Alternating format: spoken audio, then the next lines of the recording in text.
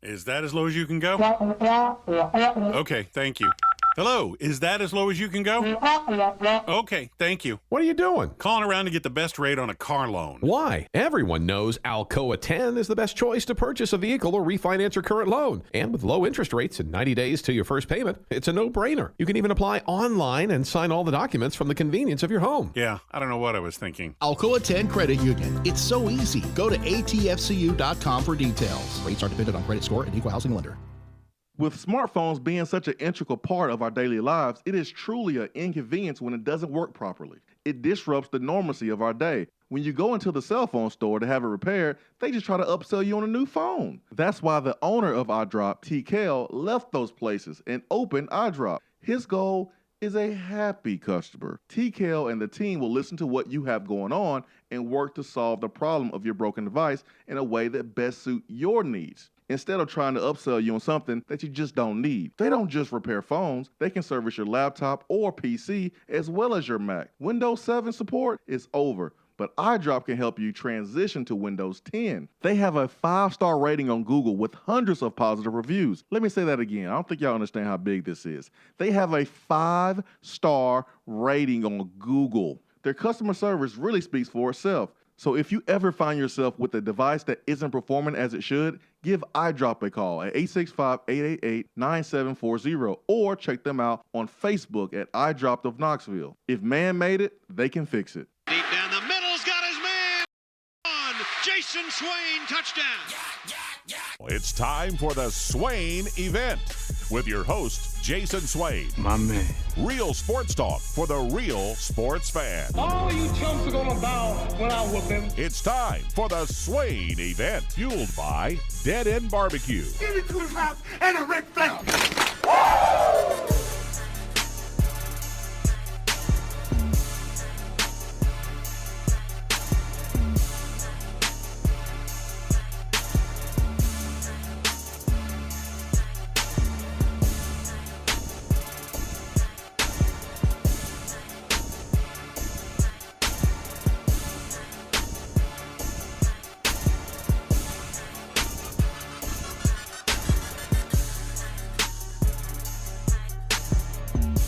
Swain Event, SwainEvent.com, fueled by Dead End Barbecue.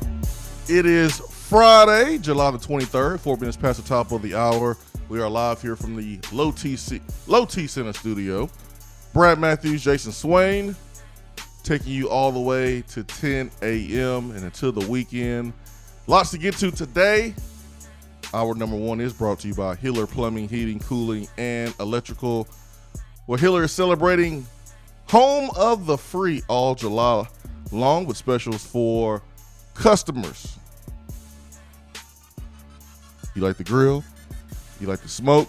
Well, you can do that with a free Traeger wood pellet grill from Hiller with the purchase of a new whole home generator. Happy you'll be, or the service is free. Go to their website, find out how you can get a free Yeti Tundra cooler. Also, free Traeger wood pellet. Brad Matthews, what's up? Good morning, sir. Good morning, good morning. I tell you what, if I didn't already have a Yeti Tundra, I'd be asking you in between segments how I get my hands on that. Incredible piece. Can you have too many? Is one enough? I'm just trying not to be, selfish. Hey, Need to spread the love. You gotta take care of yourself, man. You might need one to take care of yourself, but bless others. Correct. You do that for sure. But hey, man, why have a cooler or deep freeze in the house when you can have one of those coolers and you can put all the baby's milk in there and save it? Hey, it's just good. Save room in the refrigerator. Hey, one bag of ice goes a long way in a Yeti Tundra. Yeah, so newborn on the way. A Yeti cooler may come in handy, my friend. You never know. You never know. Lots to get to today. We got recruiting. Obviously, had some updates over the last couple of days. I mean, it updates every single hour in college football.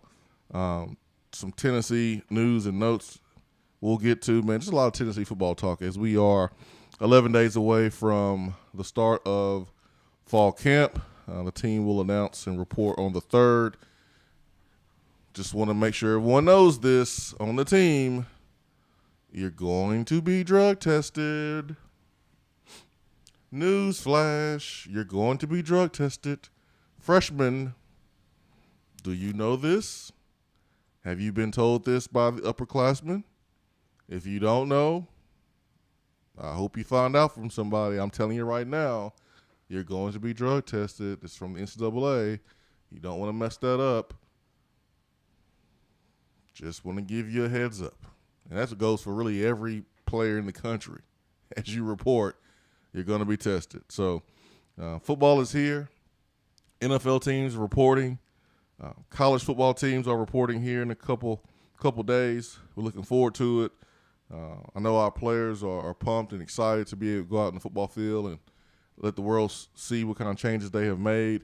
We saw a lot of photos on social media yesterday of players decked out in their orange uniforms. Are they players or recruits?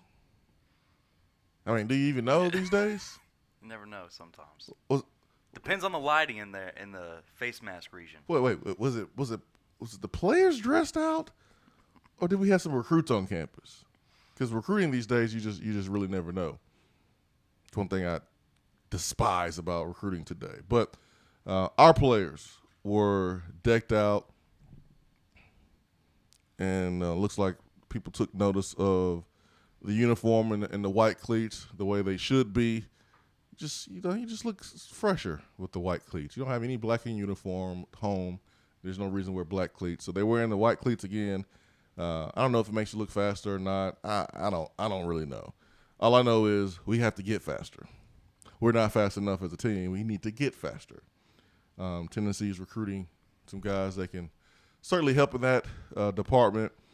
Tennessee brought in some players this freshman class and with the transfer portal that can help. Got to get faster, but I saw a tweet from Javonte Payton a couple days ago, and Javonte is a player that Tennessee wanted back when Pruitt was a coach. He's from Tennessee. The plan was for him to come to Tennessee. Something fell through. He wound up going to Mississippi State. But now he's here. Now he's here for 1 year, finish his college career, and he's the type of guy you want when you're trying to add speed to your roster, my friend. How many times have you watched Tennessee play over the last couple of years, and there will be a play or two, and you would just tell yourself, yeah, we look like we're running in mud there. Too many times. I thought we had the angle. I thought we had a good angle. What happened? Speed happened. The guys on the other team are faster. So that is a point of emphasis. This is not new. It shouldn't be new for the fan, the listener, because this is what the previous staff wanted to do, was to increase the speed. That's something they did do, but you have to continue to do it because it's not enough. Not enough. Got to get faster. Never enough. No, never enough. You can always get faster. It's one thing you can't coach. Can't coach it. You can help develop it. You know, a kid comes in that's pretty fast and lanky. You take a Jalen Hyatt, you know, fast. But if you put on the right weight, he really embraces those Olympic lifts. You have a guy that can leave like Dante Stallworth. And Dante came in already fast, but he left as a 4.26, 4.25. Ran that at the pro day. Was drafted in the first round by the New Orleans Saints. So you're going to get faster as you get stronger, and you dedicate yourself to the weight room. Did he still run with a cast on his wrist at the pro day, or was he past that in his recovery? I don't think he ran with a cast on. Okay. Because I haven't heard any stories about him running with a cast on. I just know he broke his wrist at the end of the year. Yeah, he had the cast, yeah. But I don't think he ran with the cast on. Yeah, he was sprinting for dollars that day. But he's an example of a guy that came in fast, but you get faster once those muscles develop and you get stronger. So you look at a Tyreek Hill in the NFL, man. The dude is fast as all get out, but he is strong too. He is strong. So we got some guys coming in who are going to add to the speed. of this football team is certainly what we need. It's what we desperately need.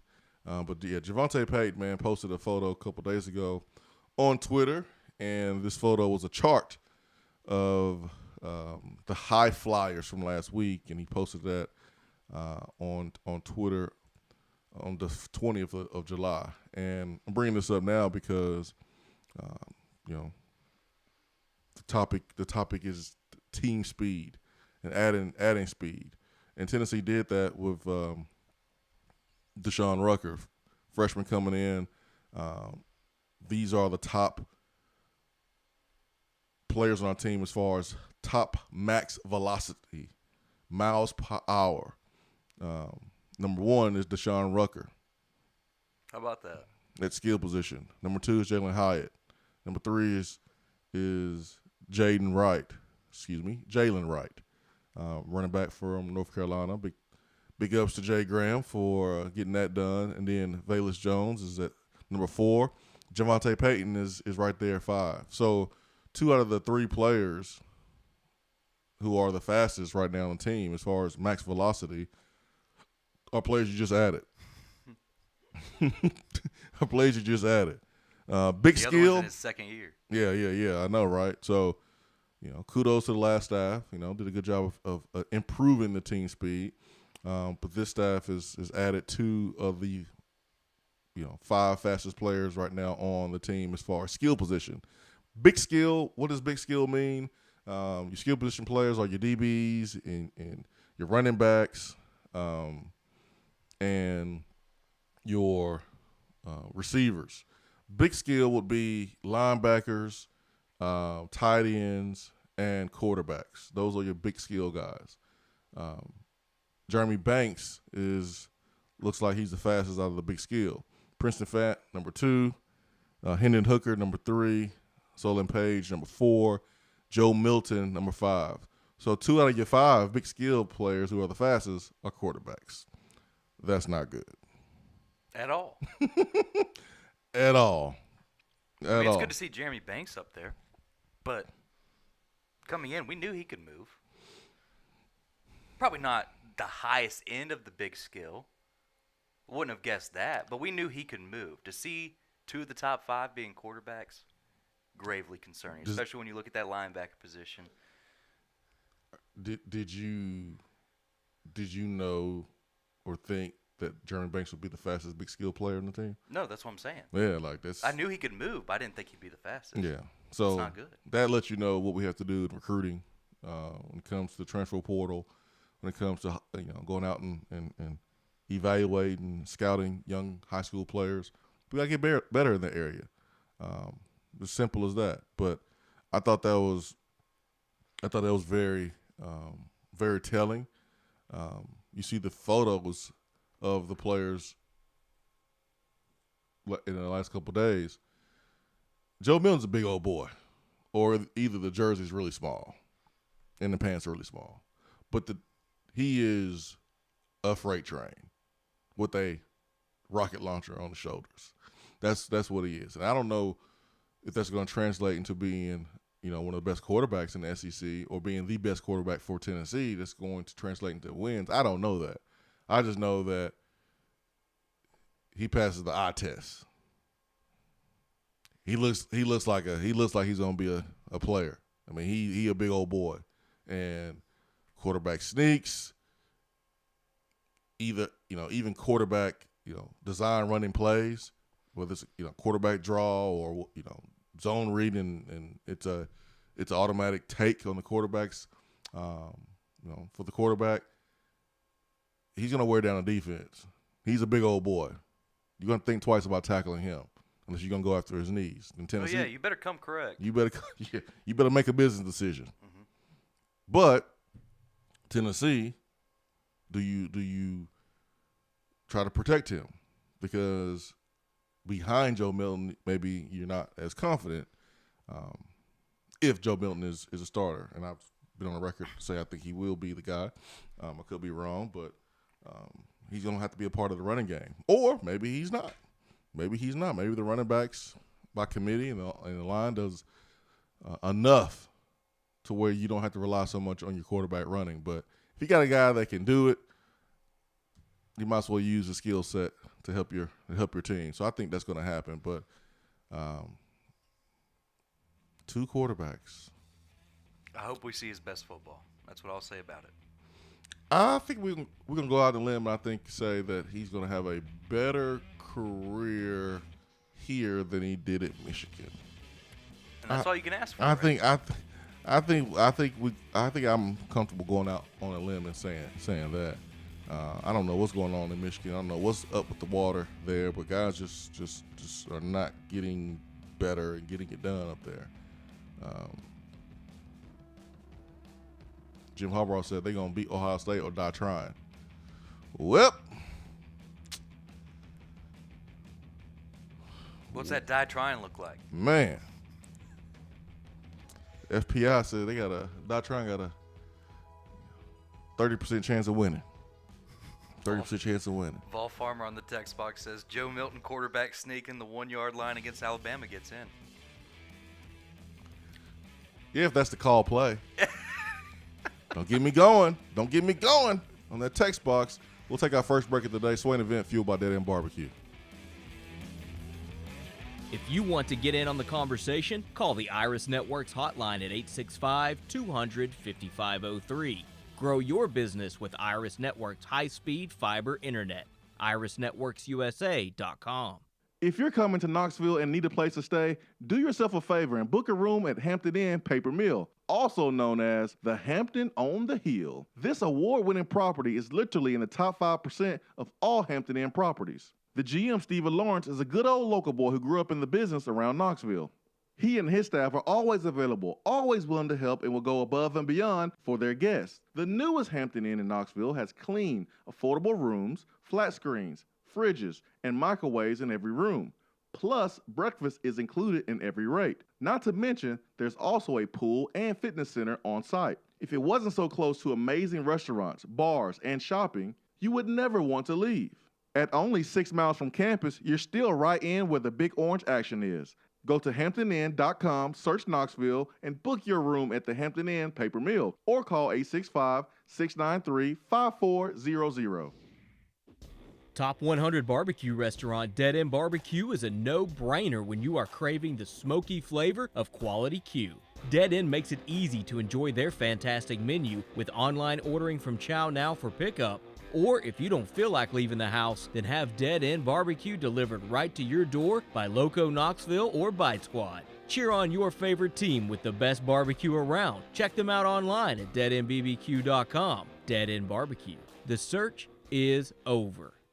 More and more Tennessee businesses are switching to Iris Networks for reliable, local, high-quality, high-speed business fiber internet. Iris provides direct internet access from 10 megs to 10 gigs with no payments for 90 days. Iris also offers next-generation business phones with work-from-anywhere capability from the mobile or laptop app. With local sales, support, and service, Iris is a partner in the community. Learn more at irisnetworkusa.com or call 865-448-IRIS. Iris Networks, a Tennessee business connecting Tennessee businesses. When I made the move to my own studio, I was worried about this. I was worried about that. I was worried about, hey, did I get this piece of equipment? Did I get that piece of equipment? Does that sound good? Does that not sound good? One thing I didn't have to worry about, that was office furniture, because Office Furniture Outfitters met my furniture needs. With a 50,000 square foot facility, they have East Tennessee's largest selection and are the best value for new and used office furniture. Located in Knoxville, it's easy to find everything you need for your new space, including desks, file cabinets, chairs, conference tables, and more.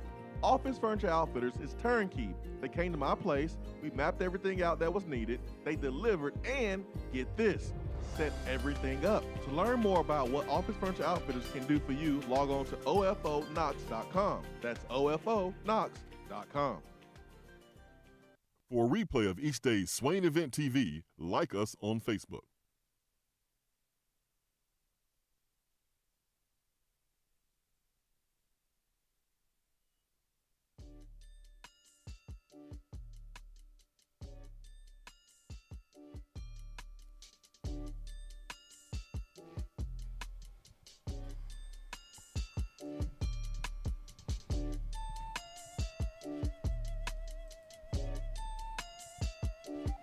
So remember that whole talk we had yesterday about Branson Robertson? Yeah, he can be at Georgia. He's going to be a Bulldog, ain't he? Is anyone surprised?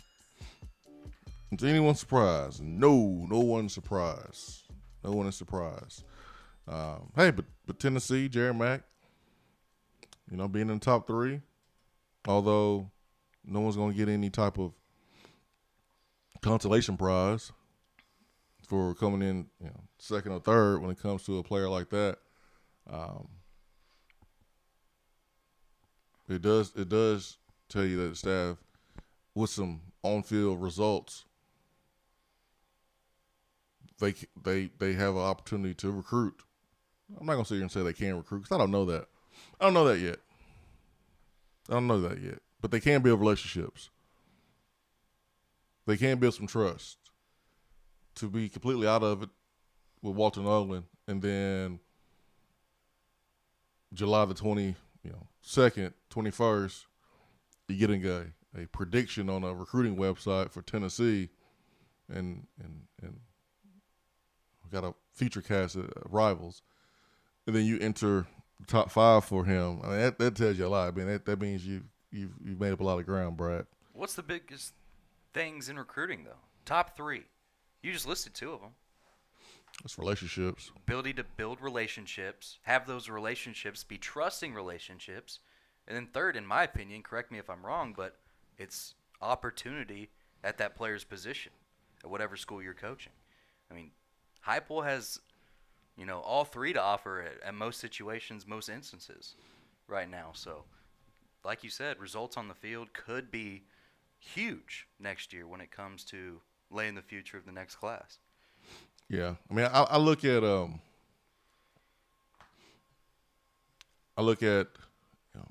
being in Branson Robertson's top 3, being in Walter Nolan's top 5.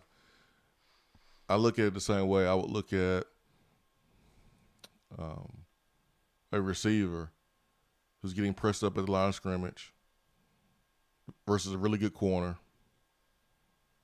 and his release is clean. Everything looks great. DB barely put a hand on him. The route's clean. Everything is great. The ball comes, and he drops it. That can be fixed. But all the other stuff, you're like, whoa, okay, yeah. Even though the play wasn't successful, you're like, oh, okay, all right. With a little work, we got something. Like, we have something. Yeah, we didn't have a successful play. Yeah, the ball was dropped. Yes, that's not great, but that's fixable. Next time we can have success. So I look at, you lost out on Branson Robertson, but Tennessee really had no business being in the top 3 for a guy like that, to be honest. No business. Where Tennessee is right now, come on now. No business being in the top 3 for a player like that. So I look at that and go, okay, all right, a little bit of on-field success. All right, maybe you get that player next time. But you got to have the on-field success, and you can't take any steps back. I know some people that just don't want to hear that. It's either get the kid or not. Coming in second doesn't matter. It's either first or nothing. But don't tell me that you have a Branson Robertson and he puts out top 10, Tennessee's in the top 10, Tennessee doesn't make the top 5. That's not the same as Tennessee making the top 3. It's not the same. The results are the same, but it's not the same. Being in that kid's top 3 lets you know that, all right, this staff has put in the work to beat out some other programs who are in better shape, and the only thing that's stopping that kid is because of the condition that we're in. And now all you have to do is get out of the condition, because it's rock bottom, is get out of that bottom position and win some games, show some on-field success, show some progress, and then who knows, you may get that player next year or the year after that. You never know. So that's how I look at it. Obviously, I'm not happy about coming in second. And Dan sure ain't happy about coming in second to Alabama or Georgia. Yeah, but Heupel hasn't even put a product on the field yet. He's not even been here a calendar year. He's still working on his first recruiting cycle, in all honesty, when you look at how you recruit at the college level, at the SEC level. And he's got a hat on the table. He's still got a hat on the table. I mean, he's in the conversation. Yeah. Now you just got to walk through the promises. Yeah. Keep the relationship, the trusting relationship, which that trust will continue to build, whether or not you get that player like a Branson Robinson or not. Other folks around him in that county, freshmen and sophomores that Branson's probably talking to, the high-profile kids, they're going to see that relationship, even though he didn't choose Tennessee, that it's a trusting one.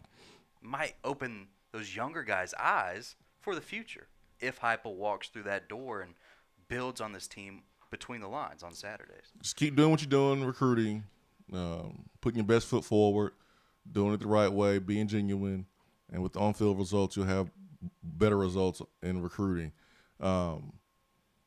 SEC, this whole Texas and Oklahoma conversation is getting juicier by the day. By the night, man. I guess by the minute, by the hour, right? Big 12 officials had a meeting yesterday without Texas and without Oklahoma. There's a lot that has to happen here. Well, I'm looking at Yahoo Sports. They have a good article up, and I got some good details here for where we are right now. But for those schools that leave the Big 12 and hit the SEC, the buyout, according to the Big 12 rules, say is 2 years of TV revenue. And that would mean nearly $150 million combined for both schools. I mean, for Texas? I mean, but Texas they have politicians that have chimed in. The last time Texas, thought about doing this, Oklahoma thought about doing this, we had politicians get involved. So you have politicians who are now involved. You have, buyouts that you have to, consider if you are Oklahoma and Texas. The Big 12, when members of the Big 12 had their conference call yesterday, their Zoom meeting or video meeting, they discussed Texas, Oklahoma, and wondered, hey, is it money? Because if it's money, we can maybe get them some more money. Oklahoma has been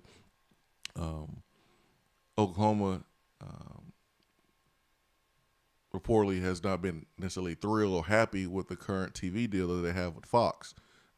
Quite frankly, you just get more exposure in the SEC. You have the SEC network, you got ESPN, and that's what Oklahoma wants. They want that exposure. I mean, Oklahoma is a different patch on their jersey away from really competing and winning a championship. The fact that Oklahoma is in the Big 12, that's what's holding them back. Mm-hmm. That's what's holding them back. That's what's holding them back, man. Think about how they played this season. They had Jalen Hurts. It was freaking great. And then they ran up against LSU, the buzzsaw, got smashed. Beat down. Oklahoma, when they played, what I want to say, Georgia one year? I think it was Georgia, Baker Mayfield in the Rose Bowl.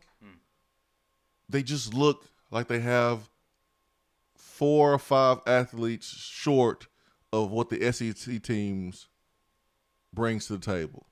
If they're able to flash the SEC logo around the Midwest, going out west, and be able to pull some players who want to play in the SEC, Oklahoma can take that next step. And they need more exposure to be able to do that. People watch SEC Network. People watch ESPN where they watch Big 12 football on Fox. Oklahoma wants that exposure. And I'll tell you one thing about Texas. Don't come up in here talking about you offended about the horns down hand sign. I'm about to get real angry. Because mess around, you'll get a chant from a crowd that will start, and they will say, "Horns down, horns down, horns down." They'll make shirts. Yeah, They'll go out of their way I know that's to show you horns down. You better not come up in here talking about something. Well, we don't necessarily want to see the hand sign gesture. Which, if you are throwing up the horns up gesture, you should be able to throw the horns down gesture if you are the opposing team, because both of it is taunting. If you want to look at it that way. So That's you want taunting. We're soft, but we already knew that. Well, a player makes a play. He's from Texas. He gets up and he throws up the Longhorn logo. Boom, right in the player's face. Boom, man, that's taunting. But I guess you just throw it up and you look at the crowd, it's really not. Yeah, I don't get it. But then if you're the opposing team and you make a play against the offense or make a play against Texas and you get up and you throw down horns down, that's taunting. But if you turn around and do it to the crowd but not the player, is that not taunting? I don't know. But who cares about the horns down hand sign? Taunting is taunting. Call it if you see it. But in other situations, don't call it. Horns down is just part of the game. Part of the game, just like horns up is. But if you want to come in this conference and you getting your feelings hurt about horns down, LSU got a chant for you. Yeah, you better stay put. Because I heard they do some chants that may, hurt your feelings or may want to, may want you to cover your kids' ears. They chant down there. One Big 12 source summed it up to Pete Thamel like this, quote, "It's like a shopping mall lost their 2 anchor stores, and the rest of the stores are just trying to figure out a way to stay open." Yeah, so that's why Oklahoma State's not happy. This is late last night around 10:30 following that meeting that you were referring to that Oklahoma and Texas sat out on. Yeah. Did not partake. Interesting stuff, man. We'll see what happens. Money. It's all about that money, man. All about that money. The timeline for Texas and Oklahoma to inform the Big 12 of their intentions could be as soon as a week from now. The longer things linger, the more obstacles could get in the way. So this is not going to be a smooth break at all. There's going to be some bloodshed to make this happen. Realignment has its politics. A&M best hope for blocking the SEC is the political savvy of Chancellor John Sharp there at Texas A&M. The overt media leak is widely believed to have come from Texas A&M as the first mechanism to stop the move from happening. Could he convince Arkansas, LSU, Missouri, or others to join him? He needs 3 more no votes. And the early feel around the SEC was that 13 of the 14 schools were on board with the move. I thought it was 12 of the 14. Missouri and Texas A&M will not sign off on that. Yeah, I haven't seen anything where they said whether Missouri will or not. I guess Pete Thamel here, Yahoo Sports, feels like early that everybody could be on board with the move except for Texas A&M. But if I'm Missouri, I would say no. And I don't care what Eli Drinkwitz said. That's what you're supposed to say publicly. Like, yeah, man, we'll play anybody. How about Drink? Was it yesterday? Oh, he had a good day, didn't he? Yeah. Yeah, he had a good day. He's taking over for – What's up, Dan Mullen? For Steve Spurrier. Yeah, he's taking over for Steve Spurrier. I like the jabs. I like it. I like the personality. Maybe we underestimated. Said I'm praying for snow. Yeah, man. Maybe regardless of what happened, Dan's going to complain anyway. Yeah, man. Maybe we underestimated Eli Drinkwitz. I mean, he still looks like a nerd, but still, he's a cool nerd. He's a cool nerd. He's a cool nerd. He's like Stephon Urkel. Hey, Stephon got Laura. Yeah. Like Eli Drinkwitz came in as Steve Urkel. Right now, he's like Stephon. Yeah. He's pretty cool. He's throwing that Mac down. He's pretty cool, man. You get Laura's attention, hey. Yeah, like Eli's dropping his some game. Eli's dropping his suspenders right now, man. Like he's pretty cool. I enjoyed Eli Drinkwitz's time. I really did. He's Stephon Urkel right now. he may be pretty good there in Missouri. I know offensively they got better. As a team, they got better after they played us in the beginning of the season. They got better in the second half. I did not want to play them again or later in the year. They got better in the second half. So maybe we underestimated Eli just a little bit. I don't know. But he's taking over for Steve Spurrier, that's for sure. I like personality, man. Sam Pittman, Lane Kiffin, Eli Drinkwitz. I like personality at SEC Media Days. 865-250-503, Iris Networks hotline. Stay with us.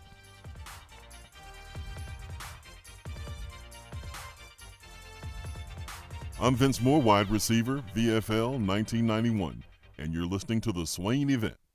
Out-of-town law firms have been swarming into East Tennessee lately. Firms from Memphis, Chattanooga, and Birmingham have stormed into the area. Wouldn't you rather do business with a local law firm? You know, a true neighbor. Marcos Garza and the pros at the Garza Law Firm are just that. They are our neighbors and friends that support local causes year-round. The Garza Law Firm works to serve you professionally on criminal matters, injuries and accident matters, and Social Security and disability filings. The Garza Law Firm is here for you at GarzaLaw.com. The Garza Law Firm. Let us help. Top 100 barbecue restaurant Dead End Barbecue is a no-brainer when you are craving the smoky flavor of quality Q. Dead End makes it easy to enjoy their fantastic menu with online ordering from Chow Now for pickup. Or if you don't feel like leaving the house, then have Dead End Barbecue delivered right to your door by Loco Knoxville or Bite Squad. Cheer on your favorite team with the best barbecue around. Check them out online at deadendbbq.com. Dead End Barbecue. The search is over. JC's Tree and Landscaping Service specializes in quality tree work done at an affordable price. Trimming and removing trees are their specialty. They also offer other services like land clearing, stump grinding, crane services, and all of your basic landscaping needs for both commercial and residential. JC's will give you a free estimate and beat any written quote by a competitor to guarantee that you get the lowest price around. Don't risk your land with a fly-by-night service. JC's Tree and Landscaping is licensed and insured. Give them a call at 865-599-3799. Guys, your health right now is more important than ever. I recommend Low T Center. That's where I get my levels checked. It all starts with the annual wellness exam where they do a comprehensive health assessment exclusively for men, making it quick and easy to take care of your health. And now they offer monitored self-inject at-home testosterone treatment. Most insurance is accepted. Go to lowtcenter.com now to book your appointment and make your health a priority. Low T Center, reinventing men's healthcare. It's a new season, which means it's time to rep your team in new ways with gear from Game Time Sidekicks. Rep the Vols with every sip with a new tie-dye tumbler or bottle. They also have a new NFL Players Association product line, so you can support your favorite VFL on Sundays. Want to put your own flair on a tumbler? Game Time Sidekicks has you covered with options to add your own text or even a monogram on the back of your favorite team tumbler. To check out everything that Game Time Sidekicks has to offer, go to GameTimeSidekicks.com. Carry your team with Game Time Sidekicks. Top 100 barbecue restaurant Dead End Barbecue is a no-brainer when you are craving the smoky flavor of quality Q. Dead End makes it easy to enjoy their fantastic menu with online ordering from Chow Now for pickup. Or if you don't feel like leaving the house, then have Dead End Barbecue delivered right to your door by Loco Knoxville or Bite Squad. Cheer on your favorite team with the best barbecue around. Check them out online at deadendbbq.com. Dead End Barbecue. The search is over. Good morning, Swain Event crew. As the weather heats up, so does our market, and from Johnson City to Knoxville, eager buyers are grabbing up many available properties. The chili is hot in East Tennessee, so if you are ready to buy or sell or want to talk more about our local real estate market, I'm just a phone call away. Or email me at jennifermorris865@gmail.com. And go Vols! I just wanted to come by and congratulate you on the great work you've been doing. I like your style. You remind me of a young me. Failure is not an option. That boy is good. Don't remind yourself, nobody built like you design yourself. Attaboy. Attaboy is brought to you by Made in Tennessee Business Fiber Internet from Iris Networks. Find business solutions for you at irisnetworksusa.com.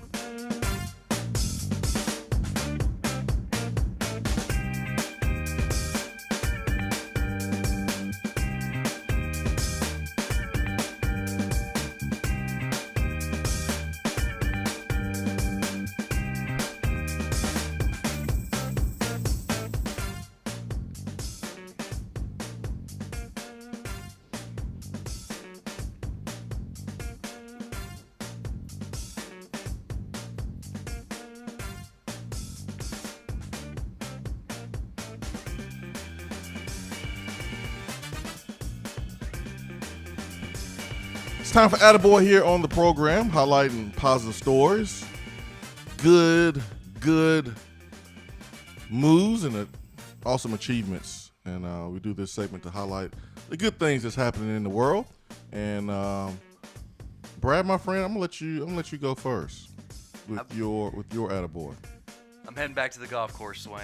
I know I'm just in for 2 days and a couple of hours each day, but I'm going to throw a little golf news out there. Ricky Fowler, his resurgence from the dead, it seemed like. He's got the lead in the 3M Open after the opening round. Shot a 7 under 64. It's the first time he's had a lead or a co-lead in 550 days. Very impressive stuff from Ricky Fowler. Remember, a couple years ago, this guy was representing the United States at the Olympics in Rio, and one of the top golfers in the world at that time. He has since fallen off. He has found great success off the course. Met his wife, has since been married, living a very full life, his happiest life according to him. But now his golf is finally getting back on track. So attaboy, congratulations to Ricky Fowler. I like it. I'm going to give it attaboy to Jabari Small, Tennessee's running back. He was placed on the Doak Walker preseason watch list, and that is pretty cool to be on a list before listed as a starter. That means that people are talking about you. That means your coaches are talking about you to the right people. And I know for him, or I'll say this, I don't know that for him, but if I was him, I would take it with a grain of salt, and I would be impressed, but at the same time, I would tell myself I gotta get to work, and I would tell myself, it means nothing. It's only I'm only one of 83. Everyone's on the list. 13 other players, to 12 other players in the SEC.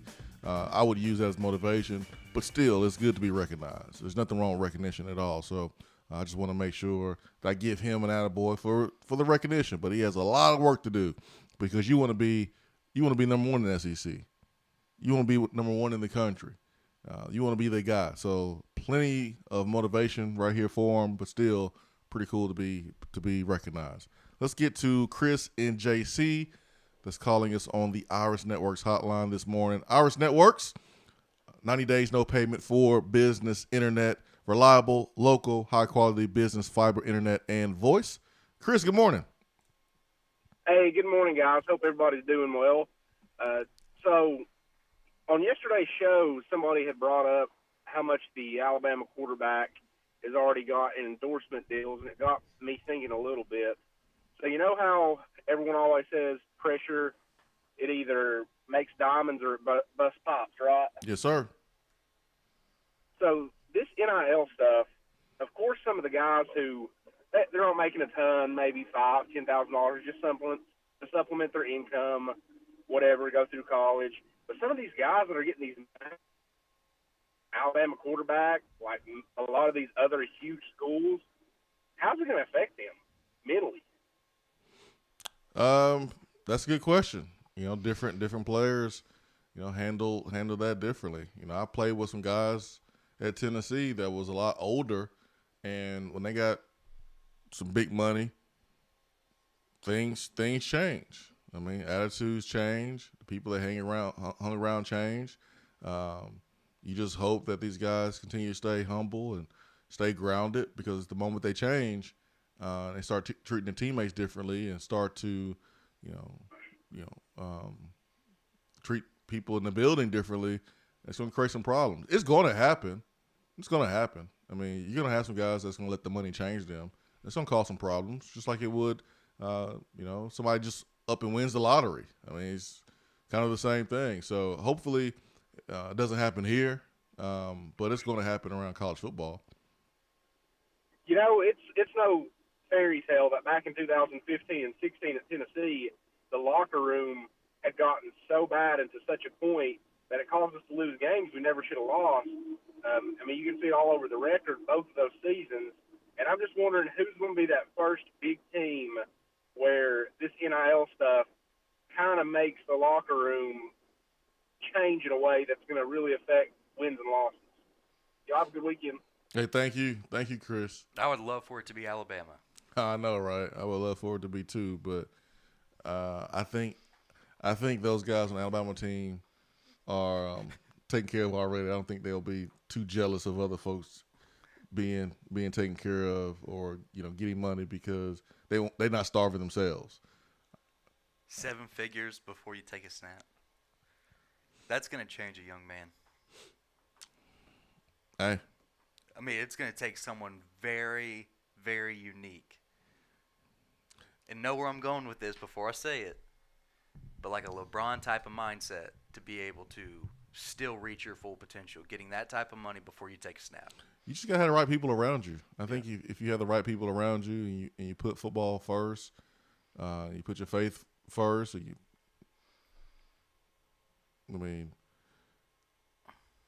for Bryce Young, we're talking like, a year or two early of making money because if he goes out there and plays the way the last 2 quarterbacks behind or before him played, or the last 3 obviously, with Tua Tagovailoa and Mac Jones and Jalen Hurts, then he'll be $1 million is nothing. That's pocket change for him because he'll be an NFL quarterback. So all that's happened is it kind of moved up the timeline of when he's going to be rich. Mentally, I think he has already kind of prepared himself for that. I think when you're a top recruit in the country, you should be thinking 3 years anyways. So he just needs the right people around him, stay grounded, and I think Nick Saban's going to make sure that he is grounded there. But yeah, it's crazy when you think about a player that's never taken a snap in college in a game already tapping 7 figures on an endorsement deal. So that player is either going to prove business is right or he's going to prove them wrong. And he's at Alabama. I mean, Alabama's they're winning. They're must-see TV. They get all the coverage because they're champions, and that's what happens. People want to see the champions. Hate to say it, but that's just what it is. Ugh, felt dirty saying it. Felt dirty saying it. Tennessee Tiger says, feel like it's going to be a good Friday, gentlemen. Nothing to say other than thanks for making my commute to work and morning better by talking sports. Always talking sports. Heck yeah. Joe says that's a very strong recruitment pitch for Saban to use. Yep. Just add it to the arsenal of things he can use to recruit. What's crazy is he still getting beat out by Georgia in recruiting. Ain't that crazy? The only player in college football that we can say is tapped 7 figures in endorsement deals without even playing, and you still got kids wanting to go to Georgia. What does that tell you, Swain? You know what it tells me. It tells me the same thing it tells you. Mm-hmm. And the same thing it tells people listening. We don't need to say it. What's understood don't need to be said. It's just what it is, all right? CJ Fall says, I think Jabbar is going to be the next great back at Tennessee. I see exactly what some other people see. A determined runner. Yeah. Dude runs hard. He runs hard. He got that John Kelly to him. Which scares me a little bit. Why? Injuries? The one thing that always concerned me with John Kelly, his pad level was incredible, but where was his head? Was his face mask up, or was he leading with that crown? I know the running backs, you can get away with that, but for your longevity, health-wise, it concerns me. And that's the only concern. Well, I mean, John Kelly hasn't done much in the league because he has been hurt. So, but you know what I'm saying? The first carry that Jalen Wright had for Tennessee, it made me think of John Kelly. I was like, oh yeah, I like this. He's not tippy-toeing at all. He's going downhill. Mm-hmm. He doesn't know that he's a small back. He's running like he's a big back. I love it. So, yeah, he's going to be a good one. He's going to be a good one.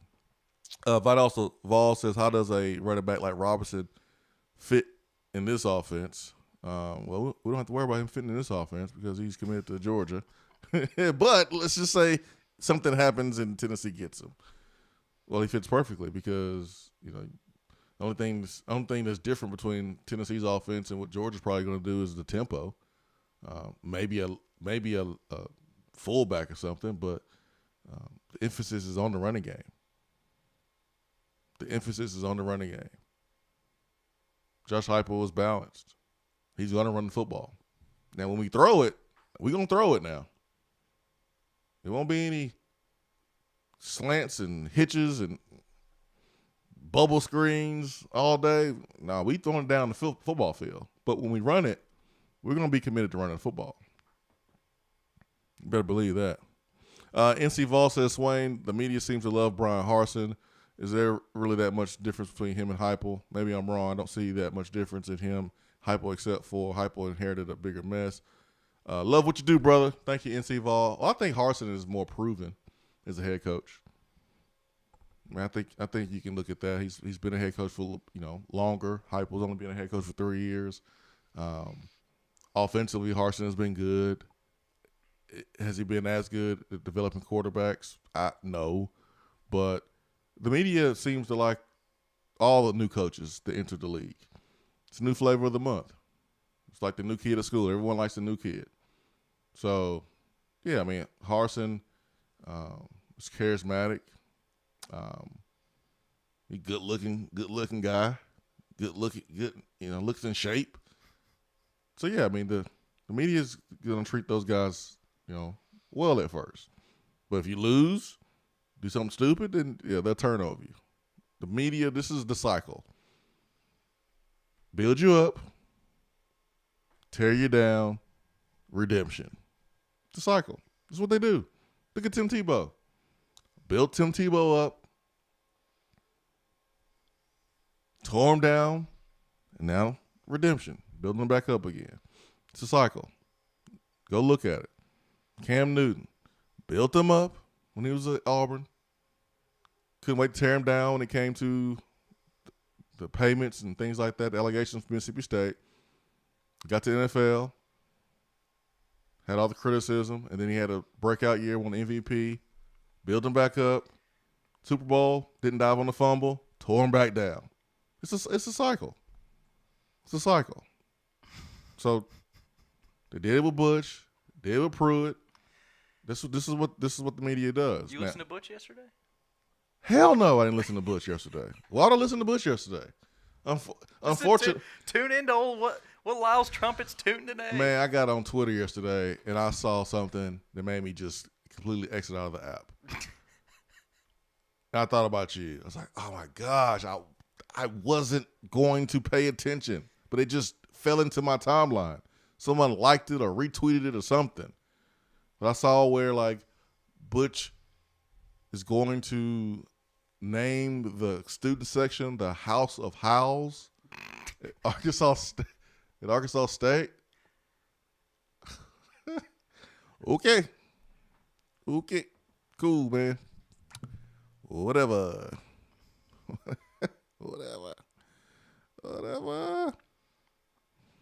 D. Cody says, I was watching some highlights of Robert Meacham's. Whose speed would you compare him to?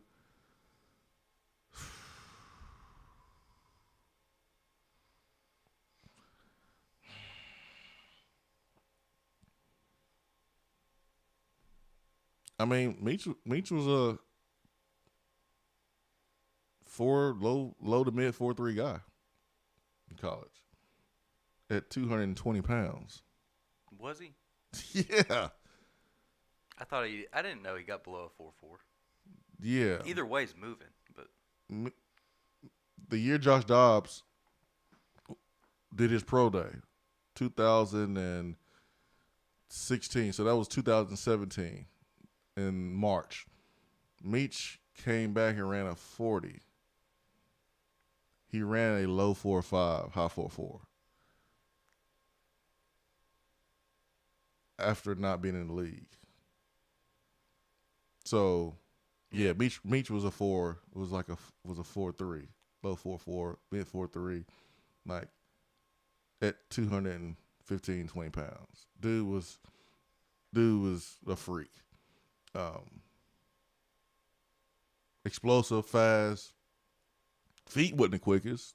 still was learning how to be a receiver, but like his speed was crazy. He can go to 0 to 60 quick, fast, in a hurry. So, I mean, that's an interesting question because a 4.3 is a 4.3, right? I mean, it's like a thicker Justin Hunter. And he was hard to tackle. He had, big trunk, so he was hard to tackle, and he was big and fast. And he was still learning. Like, he was so green behind the ears. Like, if Meach played receiver in high school, Meach probably would have been even better here at Tennessee. He was still learning how to play the position. He didn't even know how to play receiver that well on his way to the NFL. Like, he had really had one great season here at Tennessee. And that's my brother, don't get me wrong. But, I'm going to tell y'all the truth. I mean, I was roommate for 2 years. So, Meach was still learning the position. And he had one breakout season where he, really understood how to run routes. He understood, the intricacies of playing receiver. Like, he was wet behind the ears. So, golly. Ain't going to be many like Robert Meacham. Joe Milton, quarterback sneak on the 1-yard line against Bama, gets in. You read that earlier today from Vol Farmer. Mid-Tennessee Vol says, good morning, fellas. What are the chances that the new version Tennessee offense could be dominant this year? Our offensive line should be good, and I think offensively we may be able to surprise some people. What are your thoughts? Do I think that Tennessee's offense will – dominant's the key word there. Will have moments of dominance in games? Yes. I think they will. Because I think the league will not be used to Tennessee. So we'll catch a lot of people off by surprise. Now, Pittsburgh won't be caught off guard by the offense because Pittsburgh went up against Josh Heupel 2 times when he was at Central Florida. But the offense combined with the different level of athlete may be different for Pittsburgh. But, yeah, I think there's going to be moments this season where the offense is going to be clicking, it's going to be flowing, and the defense may not be able to stop it. But I don't know how consistent we will be with that dominance. Will it be a situation where the offense dominates for 4 quarters? 2 games? How many games can we string together? I think there will be flashes of dominance. I just don't know how long it will be. And I think that will determine wins and losses. Because first half of Arkansas, we was pretty damn dominant running the football. We was pretty dominant. Man, we looked pretty good. First half against Arkansas. Second half, not dominant. I made a lot of people upset that night. Not dominant at all the second half. That's when the wife and I took a TV camping. We were watching in the middle of that campground. Second half, I was a loud man. So, first half against South Carolina 2 years ago, not dominant. Second half, dominant. Blew them out. So, that's the question. Will the dominance last long enough for you to win the game? I think there's going to be some bits and pieces of brilliance with this offense. Philosophy is too good. X's and O's are too good. Hour 2 coming up. We'll go straight to the phones after this.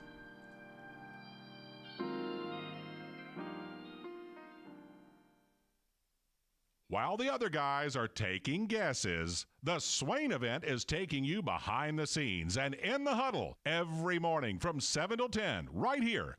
Top 100 barbecue restaurant Dead End Barbecue is a no-brainer when you are craving the smoky flavor of quality Q.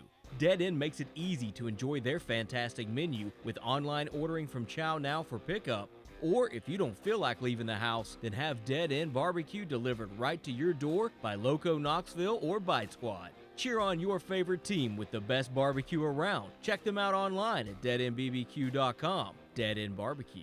The search is over. When I made the move to my own studio, I was worried about this. I was worried about that. I was worried about, hey, did I get this piece of equipment? Did I get that piece of equipment? Does that sound good? Does that not sound good? One thing I didn't have to worry about, that was office furniture, because Office Furniture Outfitters met my furniture needs. With a 50,000 square foot facility, they have East Tennessee's largest selection and are the best value for new and used office furniture. Located in Knoxville, it's easy to find everything you need for your new space, including desks, file cabinets, chairs, conference tables, and more.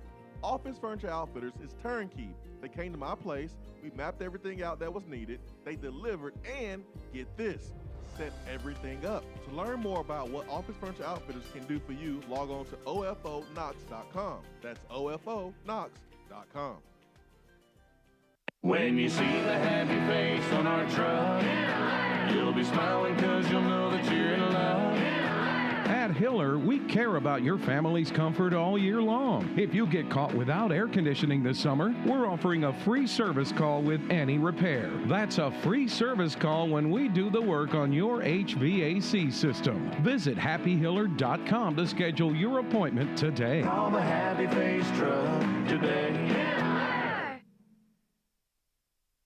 It's a new season, which means it's time to rep your team in new ways with gear from Game Time Sidekicks. Rep the Vols with every sip with a new tie-dye tumbler or bottle. They also have a new NFL Players Association product line, so you can support your favorite VFL on Sundays. Want to put your own flair on a tumbler? Game Time Sidekicks has you covered with options to add your own text or even a monogram on the back of your favorite team tumbler. To check out everything that Game Time Sidekicks has to offer, go to GameTimeSidekicks.com. Carry your team with Game Time Sidekicks. You don't have to take an L just because you can't listen to the Swain Event live. You can catch up on the podcast posted daily on the app, online, and on iTunes.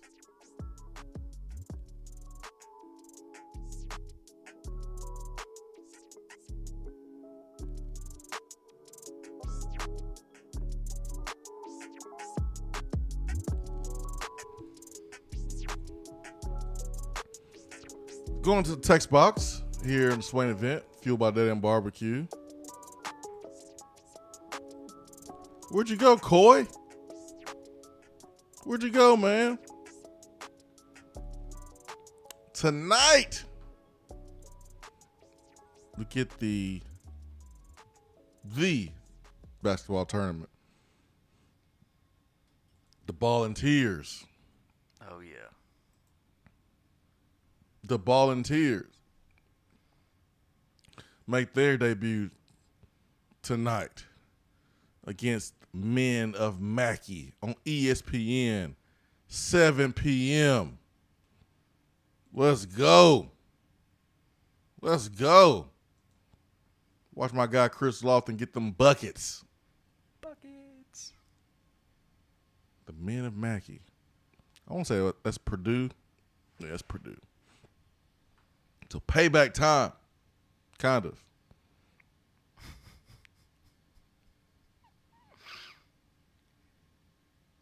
Is this single elimination? Dude, in all honesty, I'm not sure. Man, it looks like it might be. It might be single elimination. That's what it looks like here. Looking at the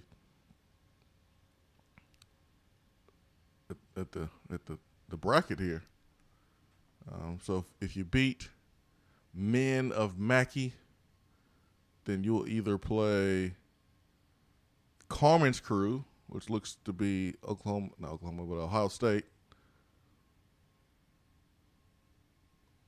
The winner between them and Mid-American Unity, which, who are these guys? Bunch of dudes from the MAC All-Star team. Yeah. Some action? That's what it looks like. Got some players from Columbus State, Toledo, Ohio, One dude played at Radford, Maine, and Rider. Florida Southern. So, yeah, you just got a collection of guys that play different schools. So, if you win against Men of Mackey, you will play the winner of Carmen's Crew and Mid-American Unity. So, just pass the ball to Chris Lofton. Get out of the way. We're a 9 seed? Threes are better than 2s. Let's go. How'd the seeding take place here? I don't know, man. I have no clue. What's your prediction? Volunteers by 100. Like, I don't have a prediction, man. I don't know. I don't know who's good, who's not. All I know is I'm just happy that the Volunteers are finally in this thing. They've been talking about it for a couple of years, and they finally put it together and made it happen. So I'm just glad that this is happening. We need a roster breakdown real quick. Oh, we can do that. Oh, we can definitely do that. You know they got the best coach in the game. That's Ron Slay.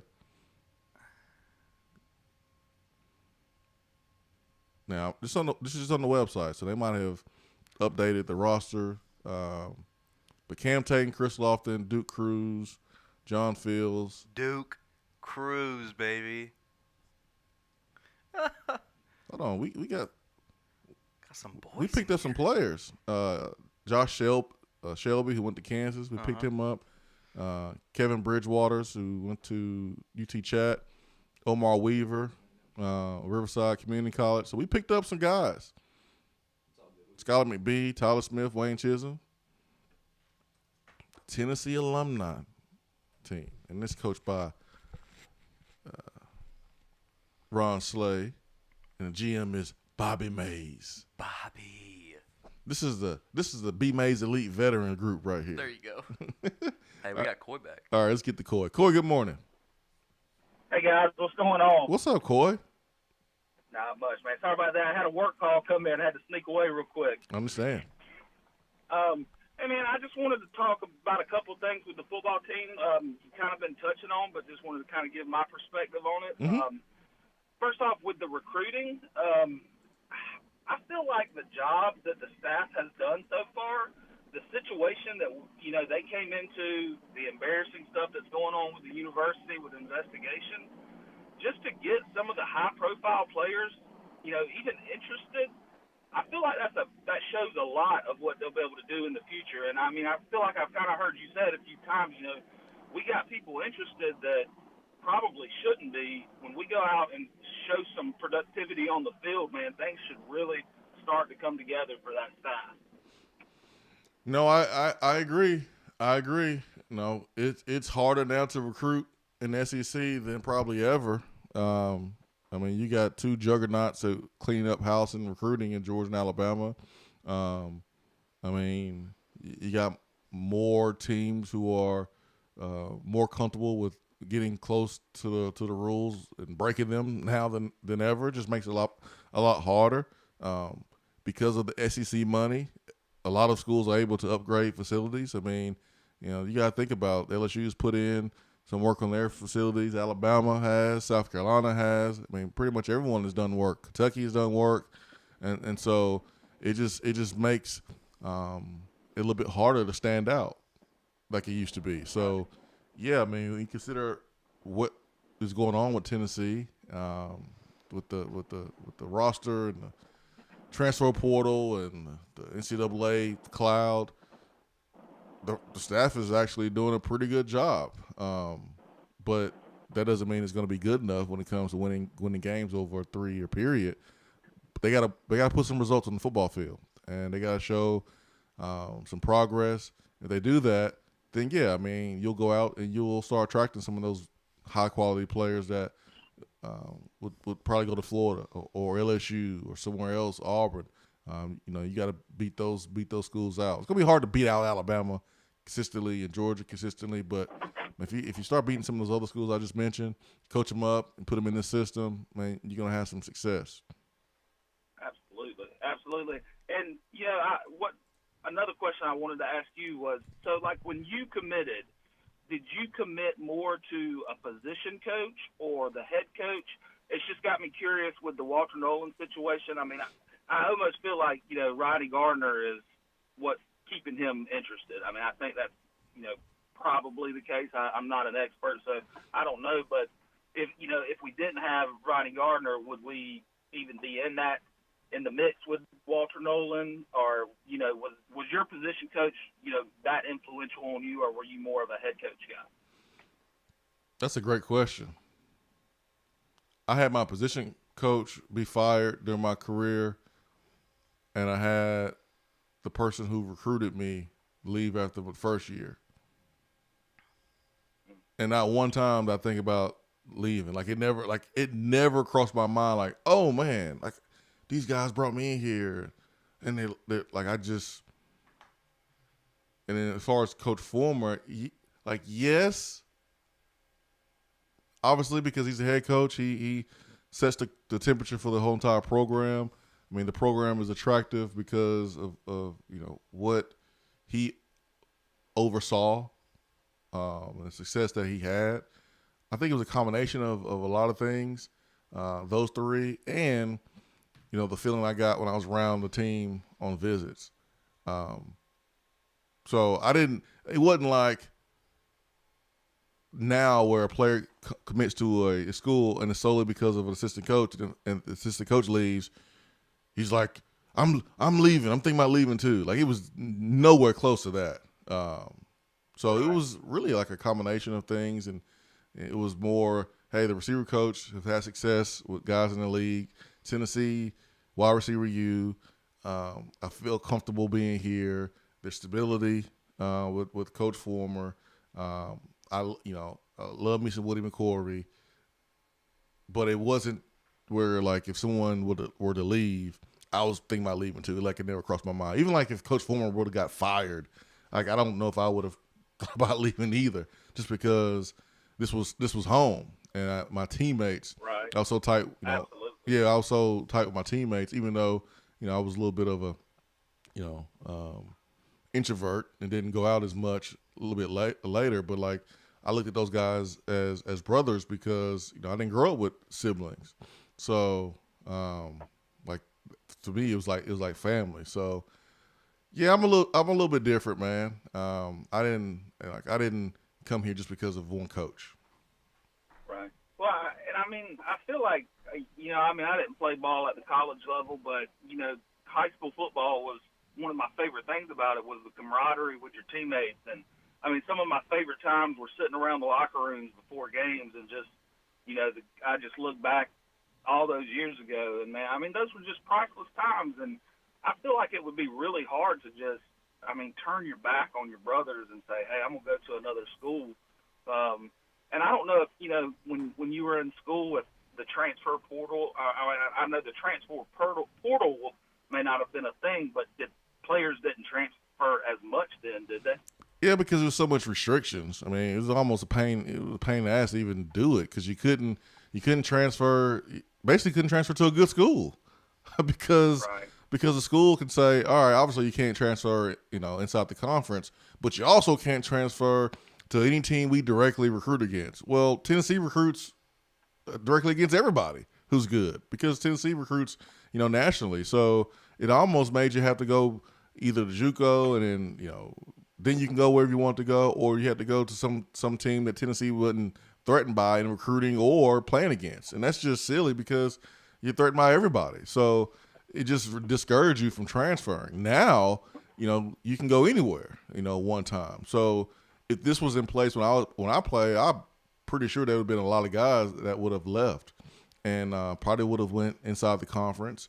Don't know if they would have went to Bama and Georgia and Florida. That's just we had some guys with a lot more pride to do that.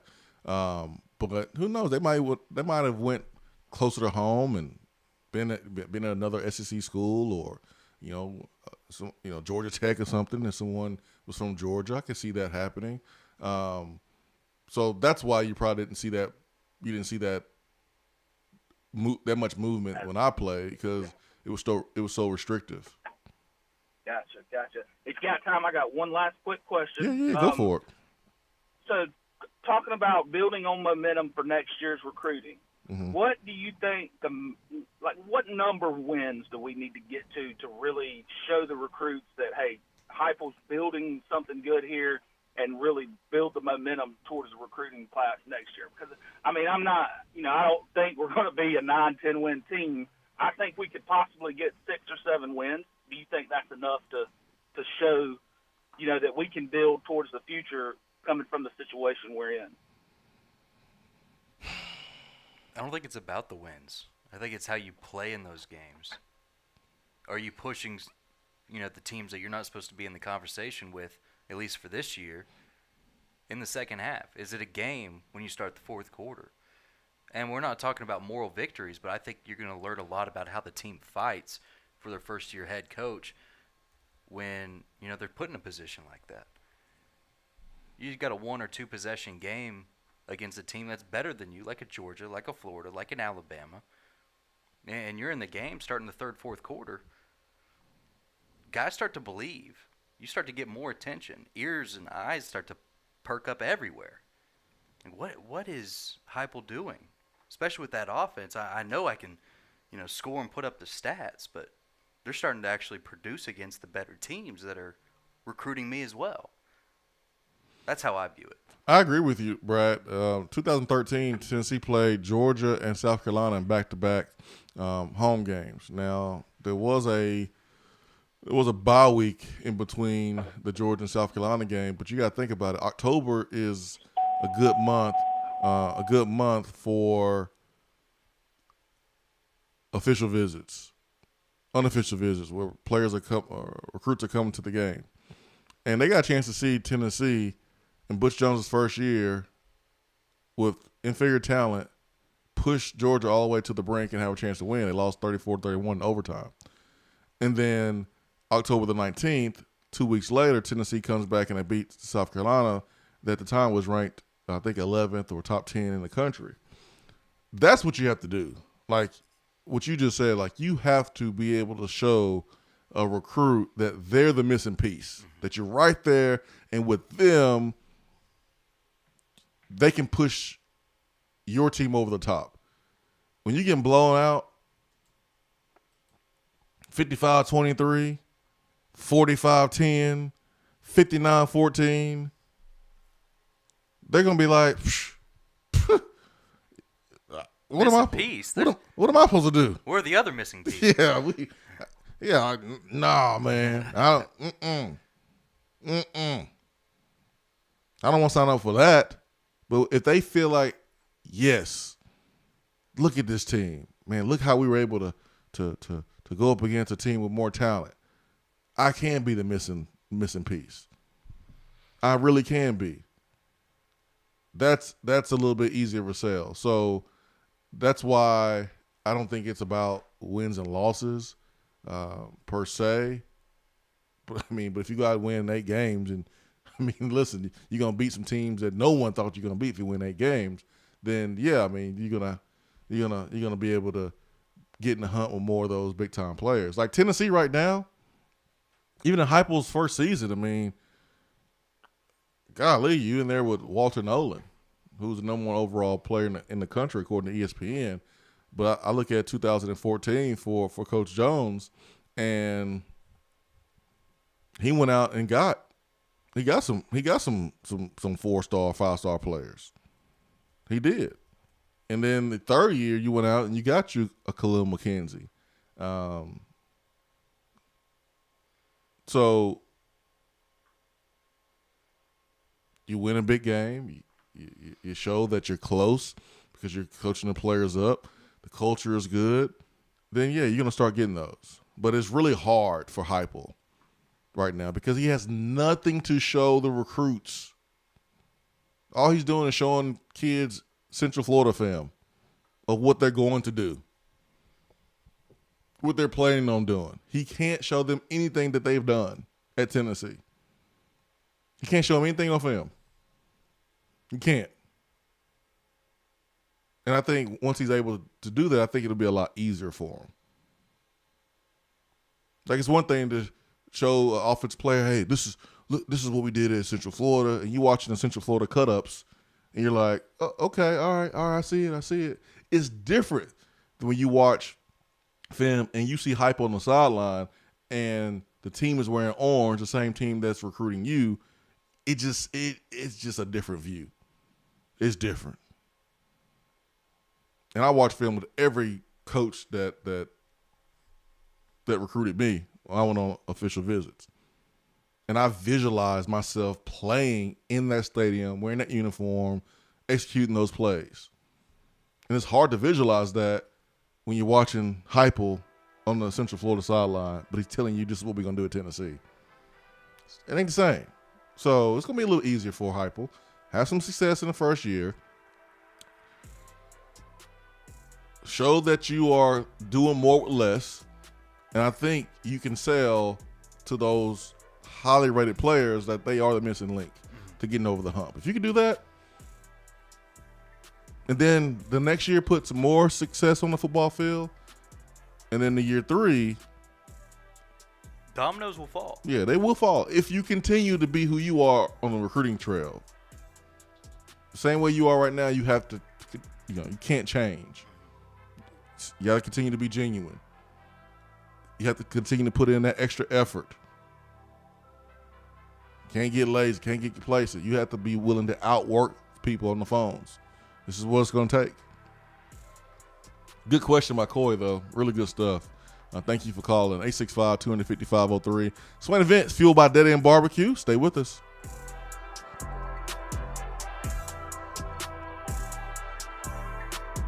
While the other guys are taking guesses, the Swain Event is taking you behind the scenes and in the huddle every morning from 7 till 10 right here. Top 100 barbecue restaurant Dead End Barbecue is a no-brainer when you are craving the smoky flavor of quality Q. Dead End makes it easy to enjoy their fantastic menu with online ordering from Chow Now for pickup. Or if you don't feel like leaving the house, then have Dead End Barbecue delivered right to your door by Loco Knoxville or Bite Squad. Cheer on your favorite team with the best barbecue around. Check them out online at deadendbbq.com. Dead End Barbecue. The search is over. When I made the move to my own studio, I was worried about this. I was worried about that. I was worried about, hey, did I get this piece of equipment? Did I get that piece of equipment? Does that sound good? Does that not sound good? One thing I didn't have to worry about, that was office furniture, because Office Furniture Outfitters met my furniture needs. With a 50,000 square foot facility, they have East Tennessee's largest selection and are the best value for new and used office furniture. Located in Knoxville, it's easy to find everything you need for your new space, including desks, file cabinets, chairs, conference tables, and more. Office Furniture Outfitters is turnkey. They came to my place, we mapped everything out that was needed, they delivered, and get this, set everything up. To learn more about what Office Furniture Outfitters can do for you, log on to ofonox.com. That's ofonox.com. More and more Tennessee businesses are switching to Iris Networks for reliable, local, high-quality, high-speed business fiber internet. Iris provides direct internet access from 10 megs to 10 gigs with no payments for 90 days. Iris also offers next-generation business phones with work from anywhere capability from the mobile or laptop app. With local sales, support, and service, Iris is a partner in the community. Learn more at irisnetworkusa.com or call 865-448-IRIS. Iris Networks, a Tennessee business connecting Tennessee businesses. When you see the happy face on our truck, you'll be smiling because you'll know that you're in love. At Hiller, we care about your family's comfort all year long. If you get caught without air conditioning this summer, we're offering a free service call with any repair. That's a free service call when we do the work on your HVAC system. Visit happyhiller.com to schedule your appointment today. Call the Happy Face Truck today. It's a new season, which means it's time to rep your team in new ways with gear from Game Time Sidekicks. Rep the Vols with every sip with a new tie-dye tumbler or bottle. They also have a new NFL Players Association product line, so you can support your favorite VFL on Sundays. Want to put your own flair on a tumbler? Game Time Sidekicks has you covered with options to add your own text or even a monogram on the back of your favorite team tumbler. To check out everything that Game Time Sidekicks has to offer, go to GameTimeSidekicks.com. Carry your team with Game Time Sidekicks. You don't have to take an L just because you can't listen to the Swain Event live. You can catch up on the podcast posted daily on the app, online, and on iTunes.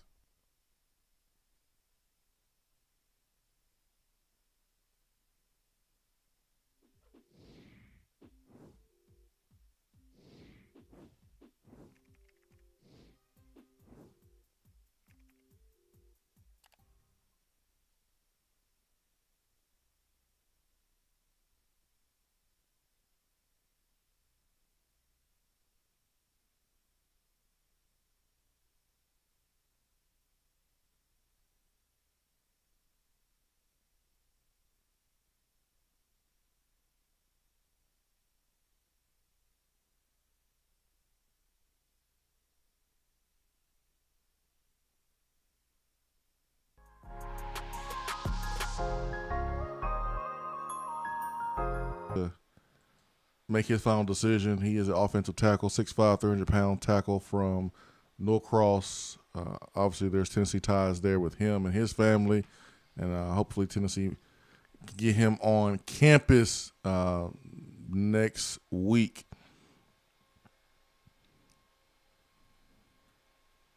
Yeah, I'd probably wait till next week if I'm not coming this week. It's gonna be pretty hot in Knoxville this week. What do you mean?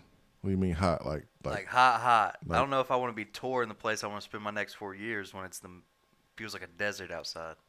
Oh, you mean that you mean like temperature hot? I mean, there's other ways you could take it, but I was talking temperature hot. Got like a low of 93 this weekend. That humidity. You gonna be out. You gonna be inside if you, anyways, unless you're hitting up a pool party or something. I don't know what the team does and what schools do with recruiting visits and the events they plan. I don't know if going to the pool is one of them, but man, sure would be a good idea. It sure would be a good idea, for sure. If it's going to be a low of 90, 93.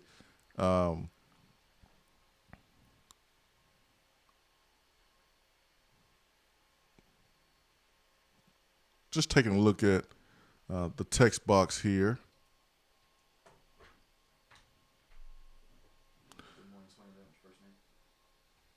Cashel Vol says, did you say to win 8 games, we're going to have to win some games? No one thinks we can win this year. Yeah, absolutely. Absolutely. I sure did. We can put up the schedule. I can back that up. I mean, if you look at our schedule, I think it's safe to say that many people think we'll beat Bowling Green, Texas Tech, Tennessee Tech, South Alabama. That's 3 right there. This makes me nervous. that's 3. I mean, those 3 guarantees, if you want to make those. Oh, God, Swain, you said that. Yeah. Don't say that. I mean, if you want to make those. And then, all right, let's go from there. Well, Vanderbilt, all right, that's 4. Oh, no. That leaves Georgia, Kentucky, Ole Miss, Missouri, Florida, South Carolina. Did I say Alabama already? So you gotta go find 4 wins out the rest of the group. So you gotta beat Missouri, you gotta beat Ole Miss, you gotta beat Kentucky, Pitt, Florida, Carolina, Alabama, Georgia. You gotta beat 4 of those. So you gotta do that. And that to win 8 games. I'm gonna tell you right now. You won't be picked to win 4 out of those by Vegas. You won't. So yeah, you're gonna have to win games that no one thinks you're going to win 8. But that goes back to the question from Coy: how many games do we have to win to get the attention of those recruits and start getting them? And I thought Brad had a really good point. Not necessarily wins, but it's the product you put out on the football field. Because you can do more with less and still not win. But you can still have a good haul in recruiting based on what you put out on the football field. So it's hard just to say wins. It really is. Obviously, it's easier to sell. But if I'm a position player, I want to know how I'm going to be used. I want to know how I'm going to be used. That's what it's more about. How can you use me? How can you get me better? I'm not saying that winning is not important. It is, but it's more to it than that. All right, let's get to the Irish Network's hotline. We got Steve in Raleigh. Steve, good morning. Good morning, gentlemen. How you doing? What's up, Steve? Good to hear from you. Yeah, man. I listen every day. I don't call in that often because usually I don't have that much to add. But I wanted to bring up the basketball tournament. Yes. Have you been watching any of the games? Not yet. I'm watching tonight. Man, I'm gonna tell you what I got the other night. The NBA Finals was on opposite Shockwave versus Challenge ALS. I ended up watching 90% of that TBT game over the NBA Finals because that is some exciting basketball. I love it. Woo. I'm gonna tell you, it is turned up, man. I have watched probably 5 games since that tournament started, and it is absolutely off the hook. I just love it. It is wonderful. Yeah, I'm gonna get into it today for sure, man. 7 p.m. Tennessee plays Men of Mackey, so I'll be into it. I'm so excited. I'm about to bust. Are you aware of the unusual way that they end the games? Oh no. Are you aware? I remember watching the games 2 years ago, but I don't think I remember if they did it then or not. No, Steve, we're not aware. So Tell us what happened. no, I'm not. They actually at some point at the end of the game will say first team to 68 wins, and then it becomes a dang shootout. Yeah, that's right. And it is crazy. I mean to tell you. And the other great part about it, you see a bunch of old guys out there running around, sweating, bald head, everything, and balling like nobody's business. And I mean, I cannot wait to see Wheezy and Lofton and all of them out there tonight running around. I just hope that they got their conditioning up. I hope so too. Yep. They did the same thing when I watched 2 years ago. I didn't know what you were referring to, but yeah, I do remember that. Yep. That. I'm gonna tell you what. It is the most exciting brand of basketball. I'm gonna tell you. I didn't watch the NBA playoffs until like the last 5 minutes after the TBT game went off. So I was glad to see the Bucks win, though. But anyway, yeah, the TBT stuff is the bomb, man. I'm gonna be watching all weekend. I get my chicken wings. I'll be sitting there. I'll be ready to roll. Man, that's gonna be good stuff right there, man. I might do the same. It is. You know, the NBA All-Star game kind of did that the last couple of years too, where they set a number at the end of the game, and whatever team reaches that number wins. So maybe the NBA got that idea from the basketball tournament, TBT. Yeah, it's great ball, man. I'll tell you what. I would love to see them do a league and have, maybe 20 games or something, and then build up to this playoff things. I'll tell you, that's must-see TV. I wouldn't miss a game. This is the perfect time to do it, right after the NBA Finals. You got that lull in between the NBA Finals and the start of college football. And normally, the NBA Finals, they don't go into July. The schedule was pushed back because of COVID. But you take a normal year, we can get the whole month of July for the TBT if they decide to do that. What you just suggested. I think that'd be a great idea. Oh, I'm all over it, man. And I'll tell you what, the volunteer logo and swag is sweet. I'm gonna get me a T-shirt, man. I'm gonna order one today. Yeah, I saw the Puma logo on there. I don't know about wearing Puma. I don't remember the last time I ever wore Puma. Hey, believe it or not, incredibly comfortable. I'm pretty sure, but you know what? I had one pair of Pumas in my life. One pair. Shoes? Yeah, one pair of Pumas. I bet they were comfortable. Yeah, me too. There's like some back in college. There's like some suede. Yep. It was like blue with the white. White little stripe. Yeah, it was suede. I think I got roasted in school. I think I got bullied. I don't remember. They're comfortable. They're good. Well, thanks, guys. Steve, have a great day. Enjoy the show as always. Hey, Peace. man, have a good weekend. Let's go back to the phones and let's get to Daytona. Daytona, good morning. Good morning. Good morning. How you doing? Doing well. How are you? Wonderful.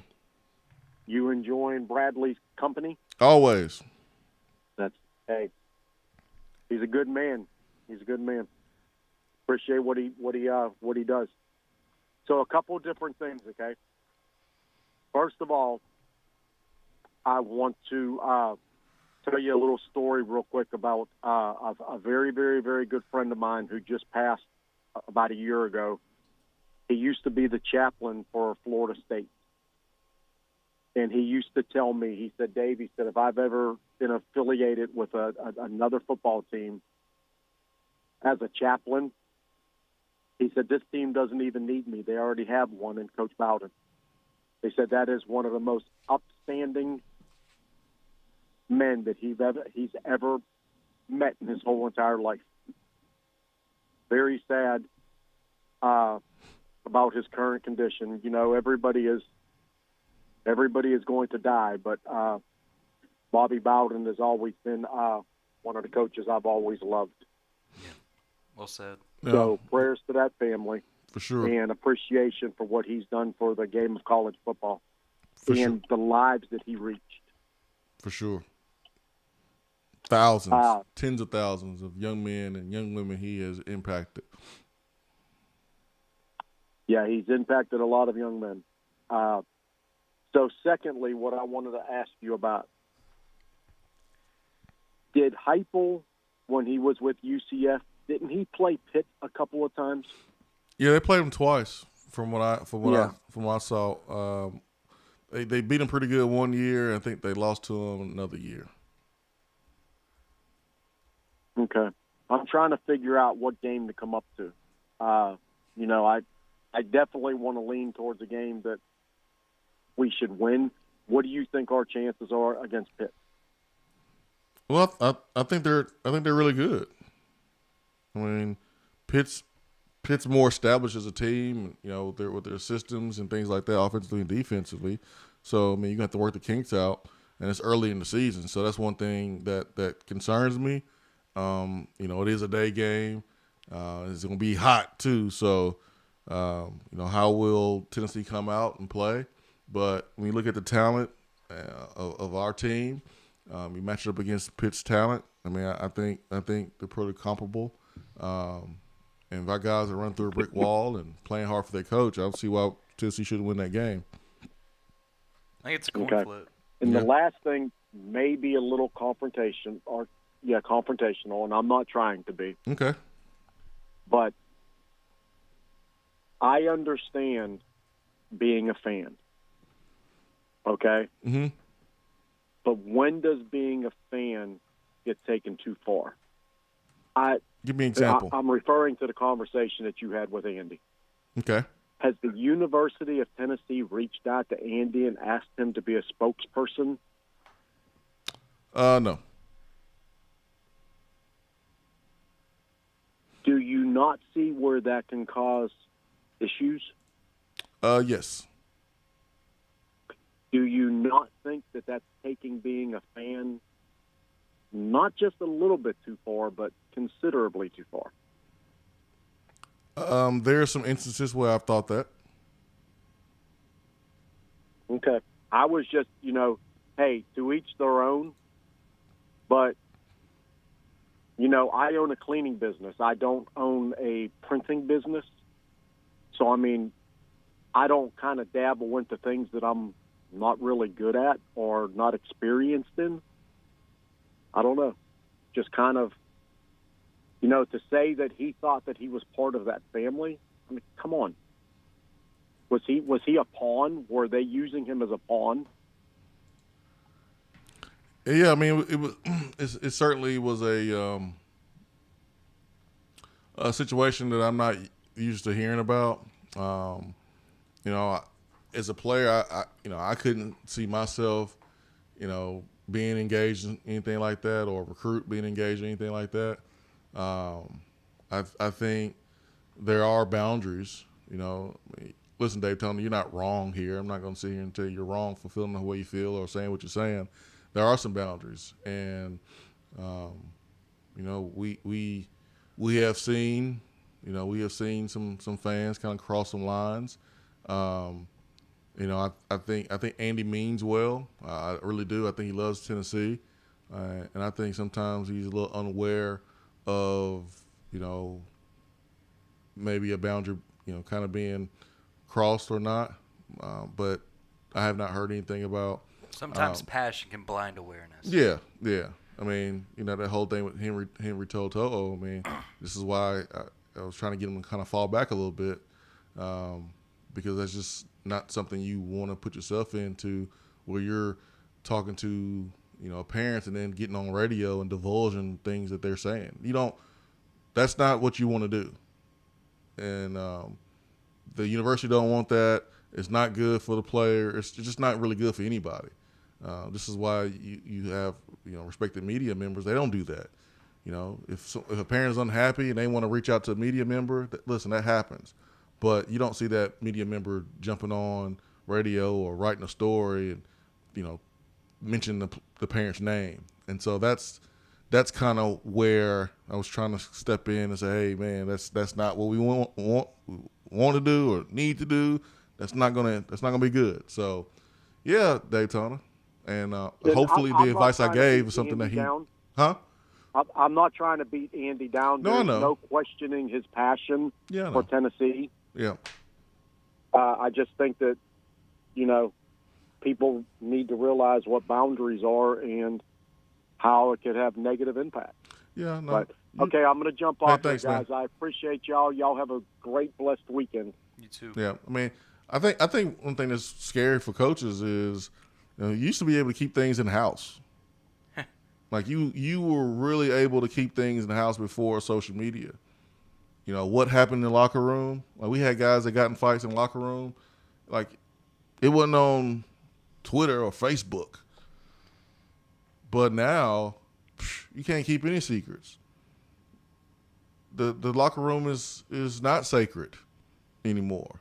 And then you have all these people that want to prove to other folks that they have an insight, that they have a little bit of clout, that they have some inside information. And what happens is when you're trying to prove that stuff, you say stuff that you shouldn't.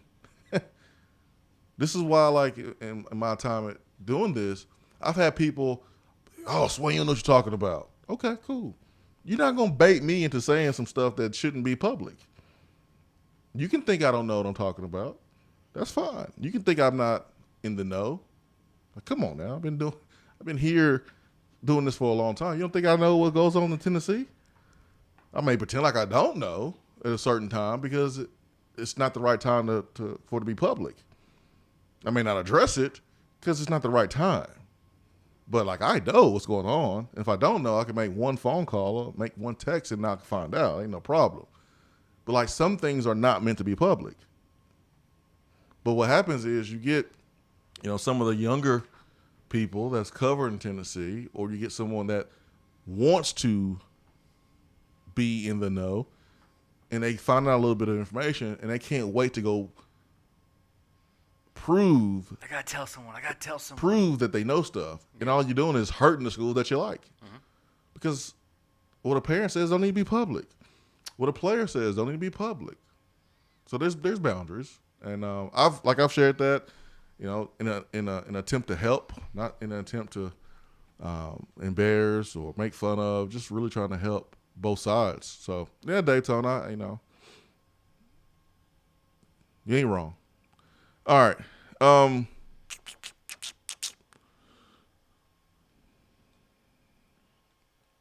LC, yeah. Sab crossed some boundaries, and Tennessee had to disassociate. And how that works is like you basically have to like report the person and disassociate. So if they do anything, you're not connected to it. You're not connected to it as a university. Mm-hmm. That's what they did with SAB. Now I don't know where they are on that now, but you just gotta be very careful. Then the Mafia says blank Florida State. So add that to the list, the F list for Nen Mafia. Tim Tebow's number 1, number 2 is Florida State. I don't know how Tim Tebow could ever be number 1 on that list. Because he played at Florida. So? Played Florida, man. He was an enemy. Simple as that. Simple as that, man. Don't matter if you're a good person or not. You played in Florida. Simple as that. I understand that. Swiper says, when you look at this football schedule, which game do you think could give Heupel his signature win in his inaugural campaign? Guys, I just want to beat Bowling Green. Signature win, the first opportunity, or which one I think he'll get? Let me make sure I get down this wording. Okay. I want to get back to the times where we know we're going to beat the teams we're supposed to beat, you know? We haven't been there in a while. Georgia State ruined you, didn't it? Yes. Georgia State ruined you, man. Ruined a lot of people. I know I'm not alone in this boat. Yeah, but I'm still confident we'll beat Bowling Green. Like, Pruitt ain't here anymore. Bro, we didn't even talk about the Georgia State game. We were talking about, like, the next 2 weeks. But we've done that for 50 years, though. Unless you're playing like UCLA or Cal first. Happened, Swain. Yeah, but like it happened once out of decades. There's a gaping hole in my soul. All right, man. Listen, I don't blame you for feeling that way. I just don't feel that way. I need hype to fill the void. I feel more confident about playing and beating Bowling Green. Sorry, man. I'm not gonna let that one game ruin how I approach the first game of the season versus an inferior opponent. Now, if we were playing like West Virginia, something like that, and even with West Virginia, I was confident that we would win because I thought we had the dudes, but clearly our dudes didn't know what they were doing. They had no clue what they were doing. So, anyways.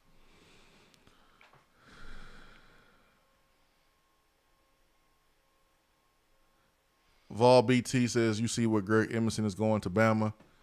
Oh, I saw that the screenshot where that lady said that Greg told her she was going to Bama, but I didn't. I don't know about that. That's surprising. That's surprising to me. That honestly doesn't make sense to me. I mean, to barely create waves at Tennessee and then go to Alabama doesn't make sense to me.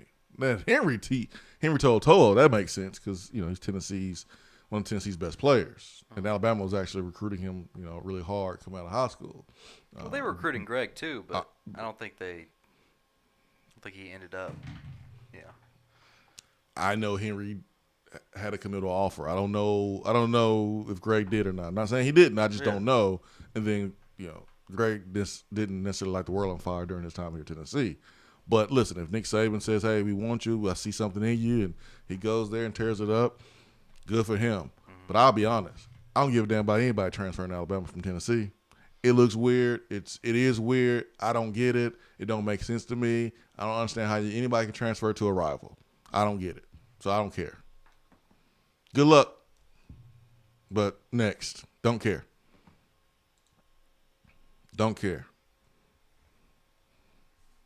Like, I know we're about to see this conference realignment if Oklahoma and Texas enter the league, and if they move Bama and Auburn to the east, that's going to preserve those rivalries, right? Because you'll still get Auburn and Georgia, you still get Alabama and Auburn, you still get Tennessee and Alabama third Saturday in October, you still get Ole Miss playing those games, so you'll preserve your rivals, your rivalries. And I know some folks don't want to play Bama every year. I ain't trying to hear that. So I come from a time where, Bama, we circled that game on the schedule. And it stinks because they've been beating our heads in for, a decade and a half. It stinks. But I'm not running from Alabama. I'm not. Personally, I'm not. So. Feel like you can take on the whole empire yourself, huh? Hey, man. You transfer Alabama from Tennessee. And I got messages yesterday saying, man, Swain, you just, you show some really good patience The patience of Job. I got 3 messages yesterday because of my conversation with Andy. He's like, you showed patience of Job. I'm going to tell you right now, I ain't got no patience for anybody transferring from Tennessee, Alabama. You get a middle finger from me. I know that ain't Job. Job ain't shot no middle fingers. I am. If you go from Tennessee to Alabama, middle finger. That's how I feel. That's how I feel. Sorry. Rightfully so. And if you transfer from Alabama to Tennessee, the Bama people should be giving you middle fingers. That's the way it should be. That's what a rivalry is all about. It's all about the middle finger. That's what a rivalry is all about. That's what it's all about. All right, let's see here.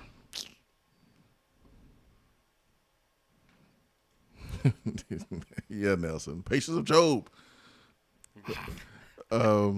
Vol BT says, I was watching live stream yesterday during the photo shoot. Brown Meyer was on live, and Wanye joined. He told Wanye that since he left, a lot has changed. It's more hype and cooler.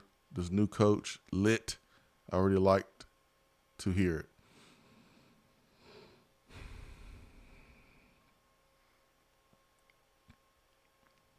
We've heard a lot from that individual. I hope he's right. I hope he is excited. I hope he's living his best life with performance and between the years. That's all I hope for. I'm trying not to be petty. Shouldn't Wanye be worried about his own stuff? I'm trying not to be petty. Deep breath. All right, cool. I'm all right. I'm trying not to be petty. I just think, man, you leave, worry about what you going on over there. Don't be trying to get on Tennessee stuff and looking in the rearview mirror. What stood out most to you about Heupel's time at the podium, media days? I thought there'd be 2 things that you were going to highlight.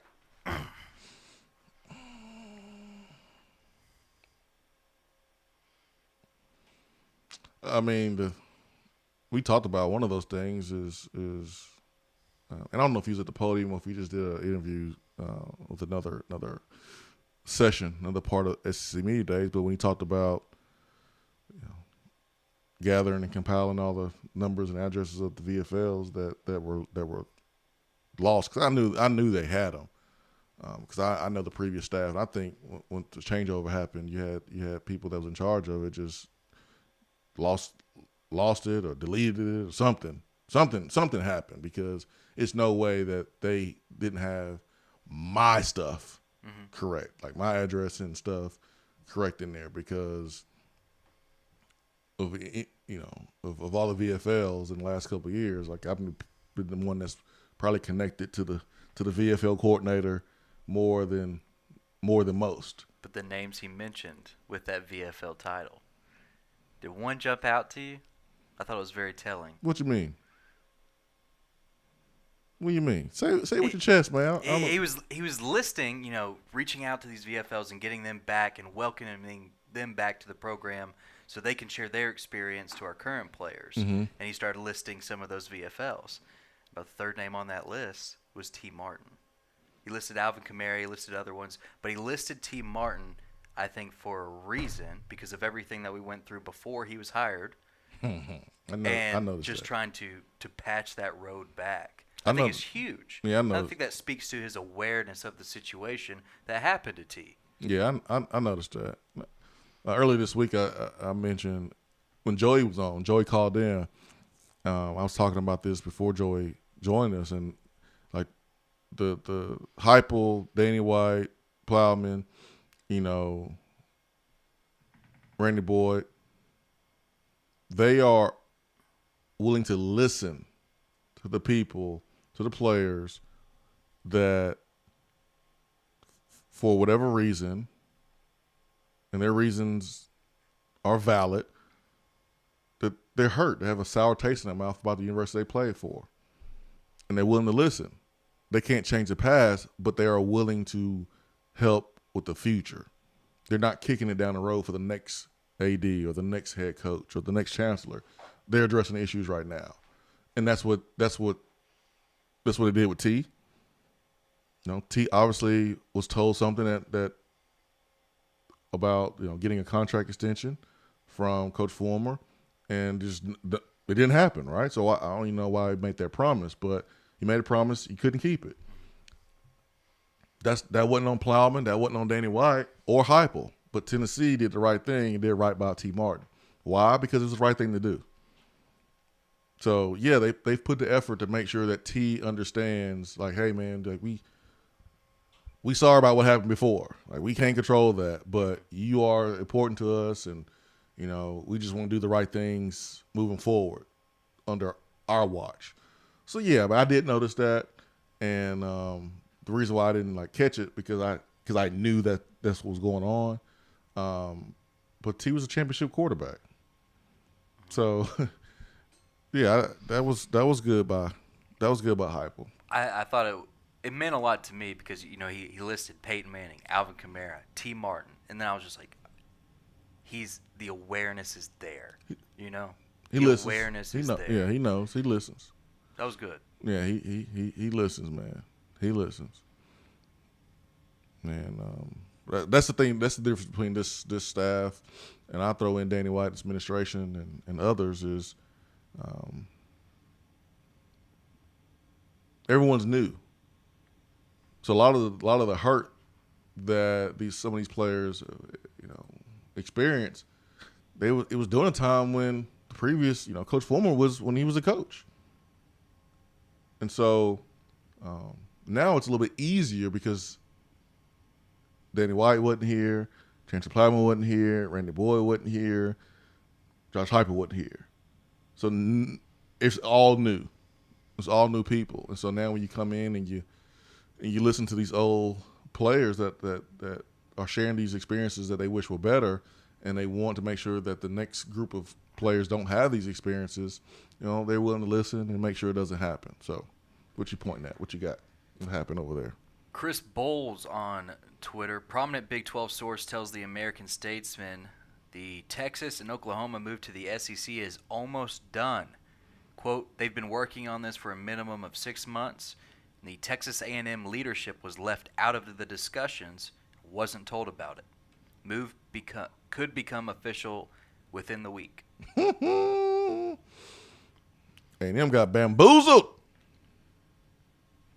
Kirk Bowles is a verified columnist with the Austin American Statesman out of Texas. And as I'm sure Ben would love, he's a Yankees fan. Man, who dropped that? Who said that? Kirk Bowles. KBOHLS on Twitter. And then shortly afterwards, our good friend Barrett Salee is hopping on with Tom Luganbill to discuss Oklahoma and Texas joining the SEC. I found it very ironic and telling that Ross Bjork was in Birmingham for SEC Media Days. ADs don't typically go to those. And that would explain the perceived sense of urgency. Like, this thing is definitely further along than what we initially thought. For A&M to possibly leak that stuff out, and then for Ross Bjork to go to Birmingham like, hey, man, I need to talk to you, Greg. Hey, man, I need to talk to you right now. We got to talk right now. Not a phone call, we'll talk at the next scheduled meeting. Like, he was in Birmingham. So this thing is in action. And I know Texas A&M probably feels betrayed.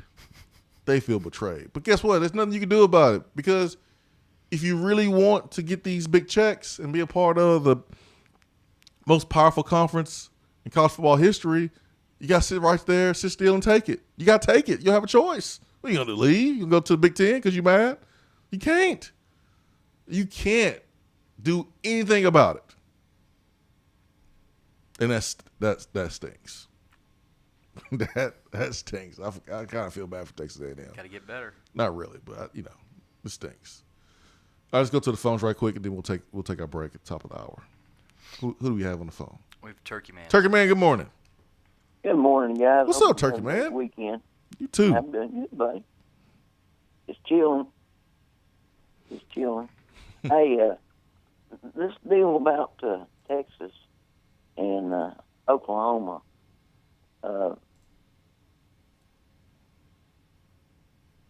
This may be real.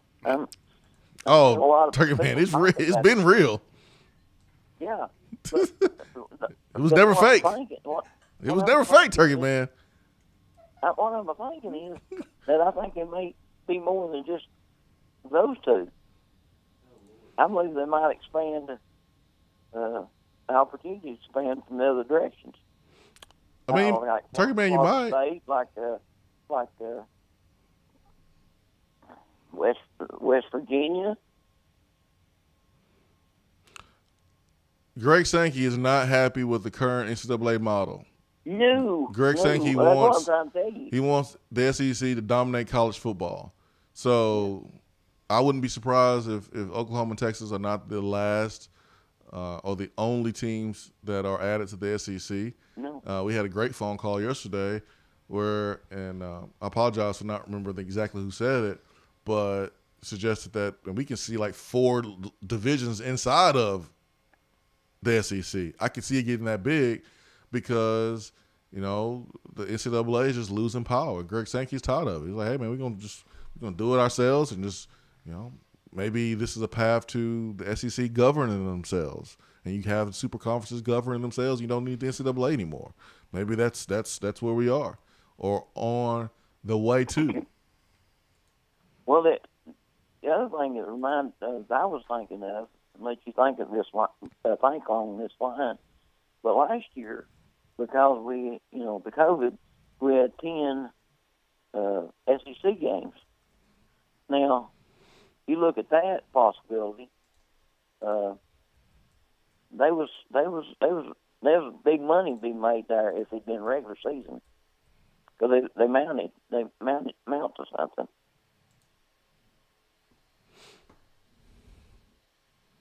Yeah,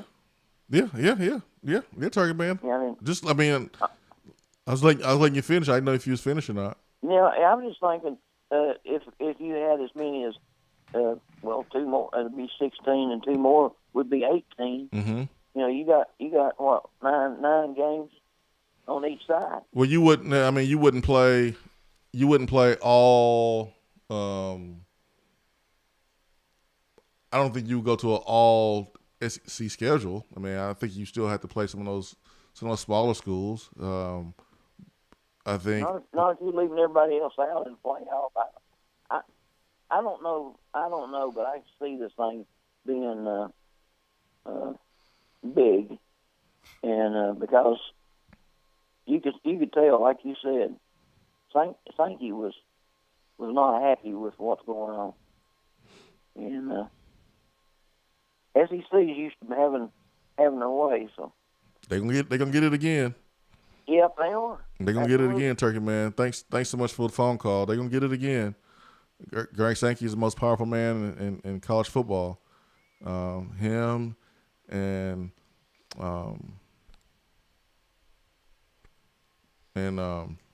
golly. No, not Emmert. Jimmy Sexton and Greg Sankey are the most powerful men in college football, because Sexton represents all the top coaches, and Greg Sankey is the SEC commissioner.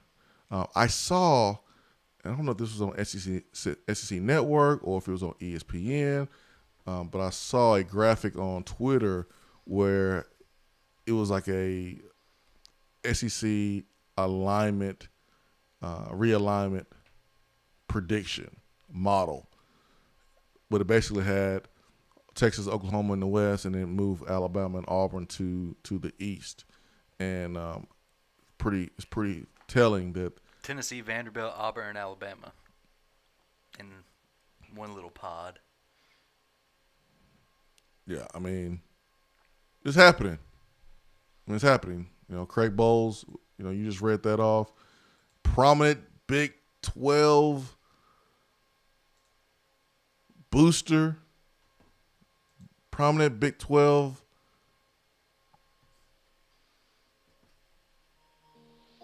key piece. This thing's been in the works for 6 months already.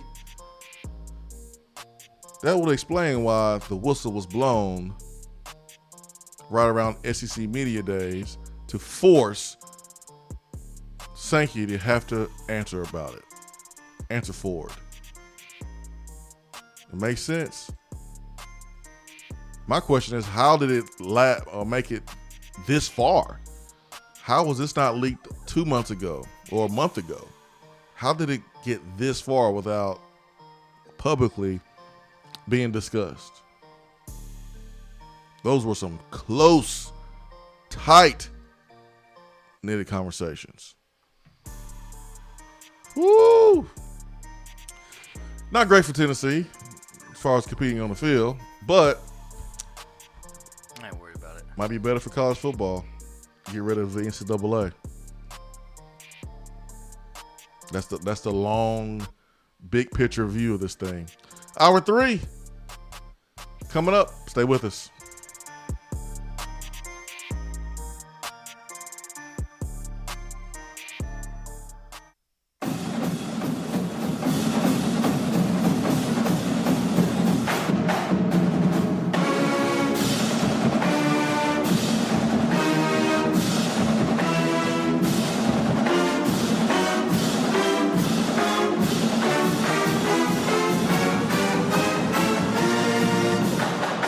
Hour 3 of the Swain Event is brought to you by the Low T Center and lowtcenter.com. Do you know your numbers? Feel like you again. Let us help.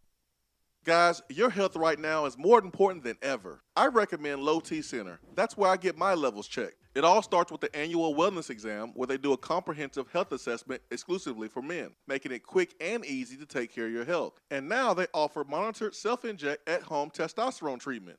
Most insurance is accepted. Go to lowtcenter.com now to book your appointment and make your health a priority. Low T Center, reinventing men's healthcare. Out-of-town law firms have been swarming into East Tennessee lately. Firms from Memphis, Chattanooga, and Birmingham have stormed into the area. Wouldn't you rather do business with a local law firm? You know, a true neighbor. Marcos Garza and the pros at the Garza Law Firm are just that. They are our neighbors and friends that support local causes year-round. The Garza Law Firm works to serve you professionally on criminal matters, injuries and accident matters, and Social Security and disability filings. The Garza Law Firm is here for you at garzalaw.com. The Garza Law Firm. Let us help. Hot in East Tennessee, so if you are ready to buy or sell or want to talk more about our local real estate market, I'm just a phone call away. Or email me at jennifermorris To Knoxville and need a place to stay, do yourself a favor and book a room at Hampton Inn Paper Mill, also known as the Hampton on the Hill. This award-winning property is literally in the top 5% of all Hampton Inn properties. The GM, Stephen Lawrence, is a good old local boy who grew up in the business around Knoxville. He and his staff are always available, always willing to help, and will go above and beyond for their guests. The newest Hampton Inn in Knoxville has clean, affordable rooms, flat screens, fridges, and microwaves in every room. Plus, breakfast is included in every rate. Not to mention, there's also a pool and fitness center on site. If it wasn't so close to amazing restaurants, bars, and shopping, you would never want to leave. At only 6 miles from campus, you're still right in where the big orange action is. Go to hamptoninn.com, search Knoxville, and book your room at the Hampton Inn Paper Mill, or call 865-693-5400. Hour 3 of the Swain Event is brought to you by the Low T Center and lowtcenter.com. Do you know your numbers? Feel like you again. Let us help.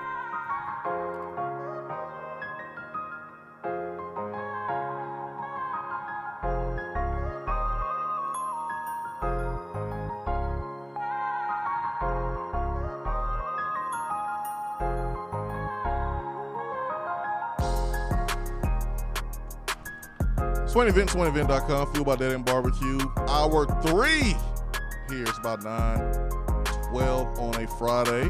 Hope you are having a great Friday so far and an amazing weekend. We are just 11 days away from Tennessee starting the first day of fall practice. Guys are going to be jumping everywhere. Hype, ready to go. See the guys breaking in their new cleats. See the fans getting excited about the uniform change. Ain't nothing wrong with getting excited about how the players look and what uniforms they rock. Ain't nothing wrong with that at all. I'm not going to hate, but you got to start wearing those shoes right now to break them in. You never want to break in new cleats on the first day of fall camp because you will have blisters. You will be hurting. Let's go to the phones this morning, 865-255-03. Good morning. Who do we have with us? Hey, Swain, it's Rusty. Hey, Rusty, what's up, man? Not much, man. How you been? I'm great, man. I'm great. How about you? Living, man. Enjoying East Tennessee. Can't beat it. Enjoying all this talk about 16 teams and 20 teams, and the more the merrier, I guess. I guess, man. I guess we can go and brag more about playing in the toughest conference, and right. I guess we can do that. But whew, my guess is the Big tough. 10's done. Say it again. Not the excuse me. My guess is the Big 12 is done. Yeah, the Big 12, they're starting to have conversations about adding teams like Central Florida and South Florida, and I mean they're trying to make contingency plans because they get. My guess is it's not gonna work. Well, they might add teams, but I think they're gonna lose more teams. I think the Pac-12 is gonna take probably 4 teams, and they're gonna get to 16, and the Big 10 is gonna take a couple and get to 16. The ACC is going to take West Virginia and Notre Dame eventually and become 16, and we're all going to be 16-team conferences. And the Big 10 is not. There's going to be a Big 4, not a Big 5, a Power 4, not a Power 5. Yeah, I mean, so you think the Big 12? You think the Big 12 is over? Yes, I mean, you think their TV contracts are going to go in the tank when they lose Texas and Oklahoma? I mean, Fox and Urban Meyer and all those guys that do the Big 10 games, all that stuff, their pregame, that stuff's going to go away. They're not going to be able to sustain any viewers without those two schools. So Big 12 is going to turn into the Conference USA or the ACC? Or less. Or the AAC, excuse me, the AAC. Yeah. I mean, you got to think that the Big 10 would love to have Kansas for basketball. They'd be fine with having Iowa State to match up with Iowa. The Pac-12 can easily add BYU from the independent ranks because they need somewhere to go when all this goes down. And then there's a couple other Big 12 teams, Texas Tech, TCU to the Pac-12. I mean, all that kind of adds up. And I don't think the ACC is for a second going to hold off and let us have 16 and them not have 16. So there's West Virginia and Notre Dame getting somewhere because I think Notre Dame's going to see the writing on the wall too, that it's all going to be 16 teams. And my guess is when you have 16 teams, you got 64 teams, and those are going to be the playoff teams. And everybody else is going to those are going to be the conferences that get into the playoffs. And everybody else is going to be left by the wayside. There it is. There it is. It'll be ran like a NFL, like the NFL is. You have your AFC, your NFC, then you have your divisions, and you have a couple teams in the divisions, and you go from there. But this, and the 14 pods in the SEC and each conference seems like a no-brainer too. No, it does. It's a really good concept.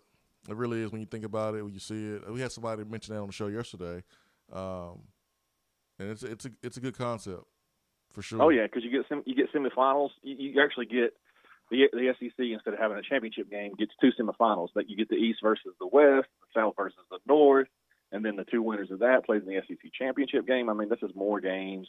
They're going to eat that up.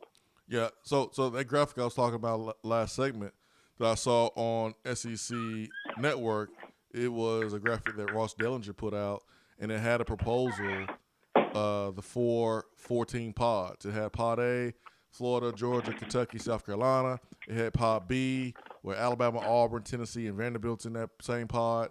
And then it had Pod C, LSU, Mississippi State, Ole Miss, Texas A&M. Pod D, Arkansas, Missouri, Oklahoma, Texas. And then it had like a 9-game conference schedule format.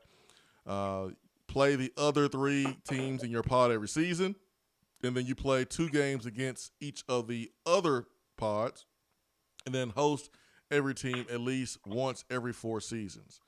And that was that's perfect. Yeah, that was the proposal that they had kind of talked about on SEC Network. Which okay, the SEC has their own network. They talk about it on SEC Network. It only makes sense that this is not the first time this has probably been explored and talked about. Exactly.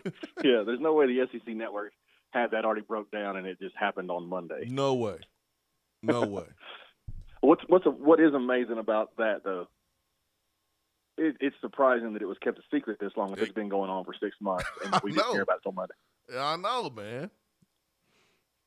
I'm not sure. A&M didn't hear about it because they couldn't wait to snitch. They couldn't wait to block it. And if they would have known sooner, they probably would have done that a whole lot sooner. Oh, you know it. I mean, the thing about us, we can't keep a secret for anything in Knoxville. No. Danny White's trying to keep secrets and keep people out of the loop as much as possible, which is the right thing to do as the athletic director. And the SEC somehow keeping a secret that big for that long, it's amazing. It really is. Yeah. Well, hey, I'm going to get off here. I'm going to let you back to the show, and I'll stop rambling, but I appreciate your time. When's Ben coming back? Monday. All right. Yeah. Y'all have a good weekend. Hey, thank you too, man. Ben is itching. He's itching to get back to work, that's for sure. And, Ben's a grinder. Grinders can't take vacations too long. The eyes start twitching, the fingers start shaking, the hands start shaking. Ben's ready to get back to work. Can't wait to get back to work. Vol BT says, Swain, do you know of any silent commits?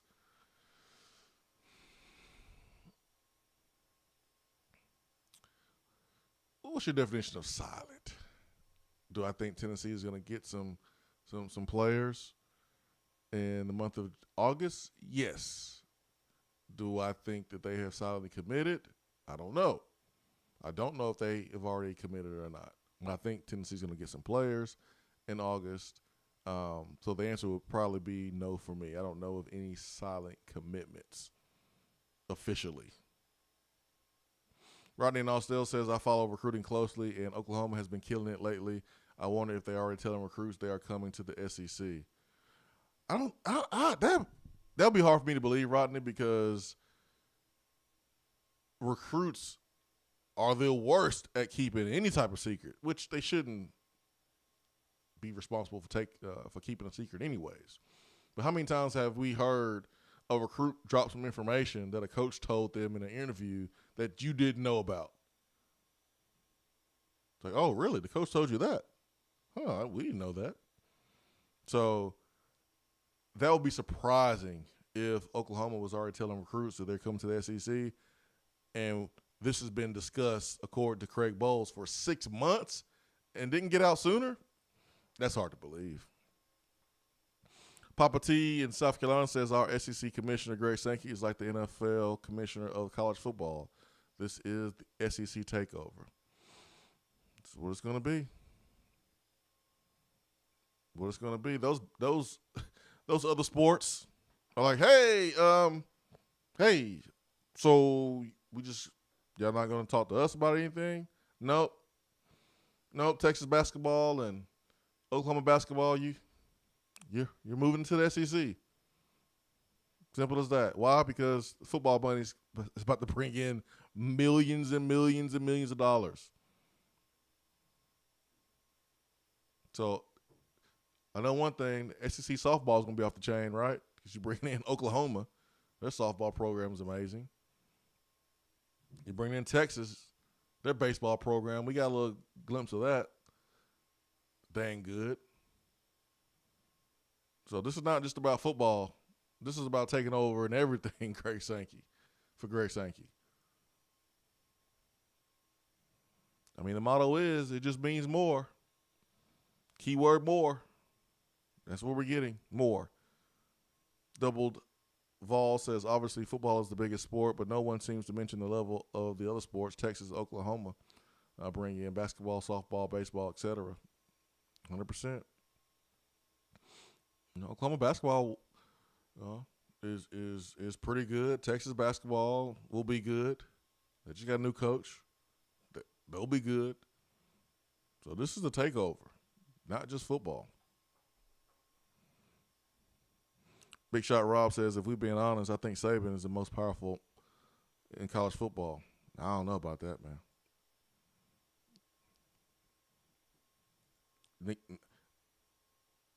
Nick Saban didn't navigate a whole conference through a freaking pandemic.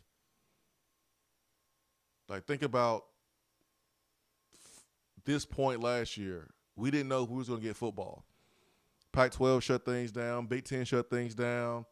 And Greg Sankey was like, we good. Yeah, we good. Mm-hmm. He was calm. He was cool. He was collected. Yeah, we good. Yeah, we playing. Mm-hmm. People are like, what? What? How? What? Y'all playing? Wait a minute. We got it. Mm-hmm.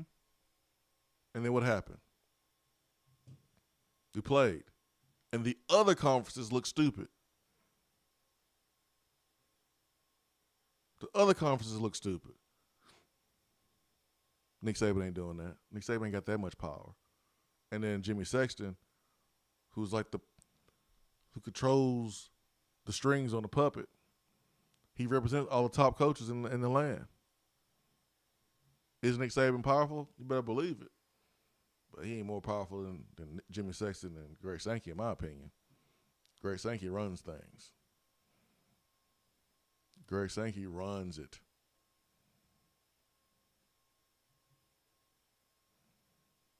C-Mac says, if Oklahoma comes to the SEC, can we leave that loud-ass Billy Sims and Norman? Nope. They're all coming. They're all coming.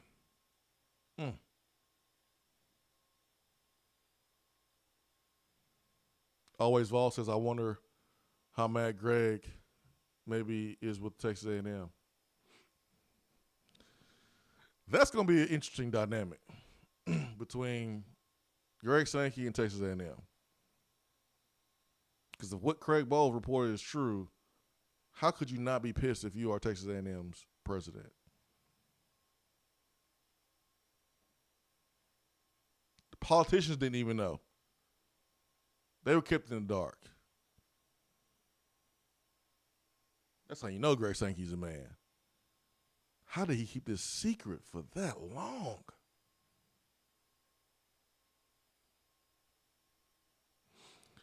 LC Vol says, I think I heard Heupel doesn't have the best relationship with OU. I'm sure that's why it's so important to him to get it right with the VFLs. I mean, he was fired there. He was an assistant coach at OU, and he was the scapegoat. OU didn't have a successful season. The defense wasn't great. Didn't have a successful season to their standards. The defense wasn't great, and the head coach brother was the defensive coordinator. You gonna fire the defensive coordinator who's your brother, or are you gonna let somebody else take the fall? And Josh Heupel was the one that took the fall. So I wonder how Josh Heupel feels today about his school. OU campus is pretty nice though. The football. They got stadiums of all their Heisman winners. It's pretty cool. The indoors is not as nice as Tennessee's. You would think the AC was broke. It's not as nice as Tennessee's indoor. Ours is nicer than OU's, but man, they got a beautiful campus. Flat, it's nice. It's a nice little town. It really is. Continuing to take a look here at the text box this morning. Volin Birmingham says, I am petty, so if I was Texas A&M, I might just go back to the Big Ten. LOL, but the money is what will keep them here. Absolutely. It's like having a job that you know you can't get anywhere else. The money is great. The benefits are great. but they did the most disrespectful thing to you. And you know you can't go anywhere else.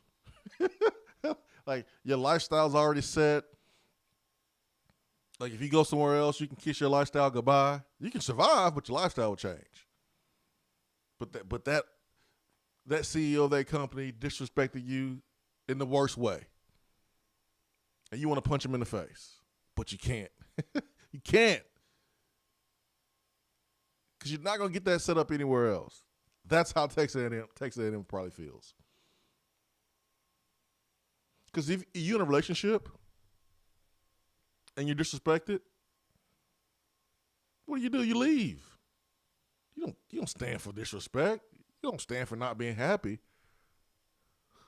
But you stuck. You are stuck.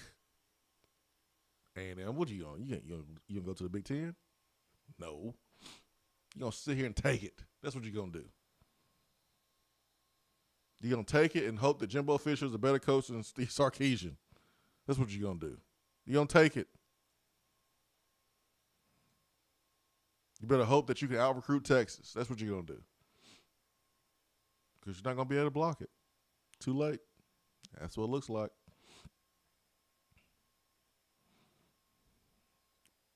Vol BT says, doesn't this make our situation worse? It doesn't make it easier to recruit in the Midwest. Being able to flash that SEC makes it a little bit harder. Good luck any school getting a player out of Texas. Good luck. The two programs that might have a chance at doing it will be LSU and Alabama. Good luck.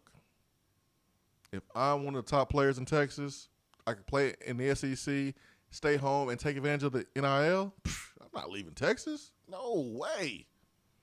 No way.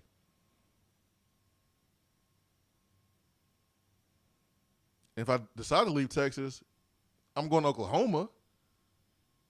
Half of Oklahoma's team is from Texas. So good luck. Good luck. Teams that are not Alabama, LSU being able to get any players from the state of Texas. It's going to be tough.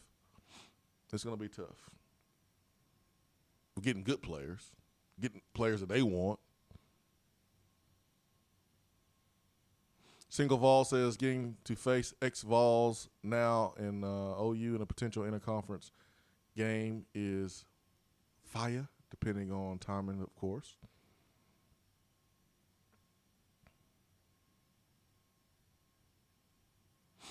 Coy says, do you think OU used that they may be joining the SEC to recruit UT transfers? No.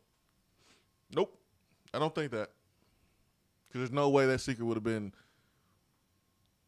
that ironclad for this long if OU was doing that. I think OU was operating like SEC teams to get transfers, if you pick up what I'm putting down. And I think they have an excellent brand. They got a young coach. They got a staff that's energetic. That's how they got our transfers.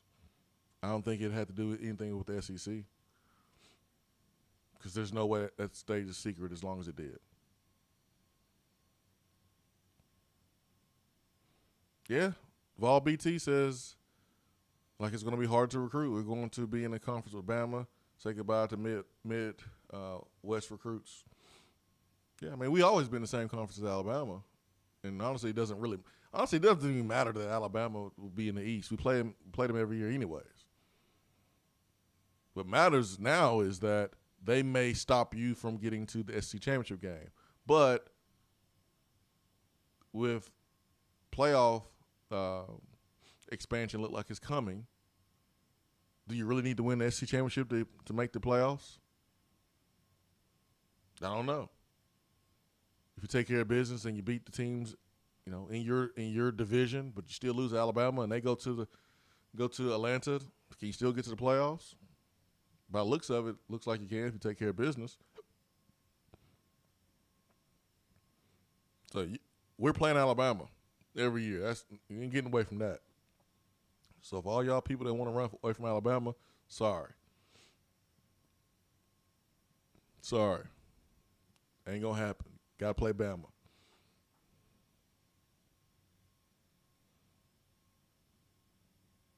Joe and Augusta, that's right. She's just in the 4 divisions. The pods inside the division.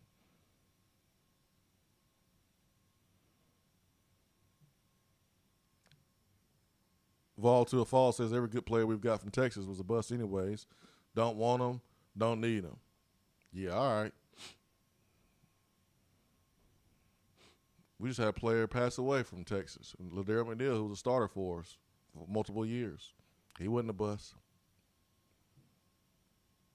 Boy, you better stop that. Or lady. You must got some short memory.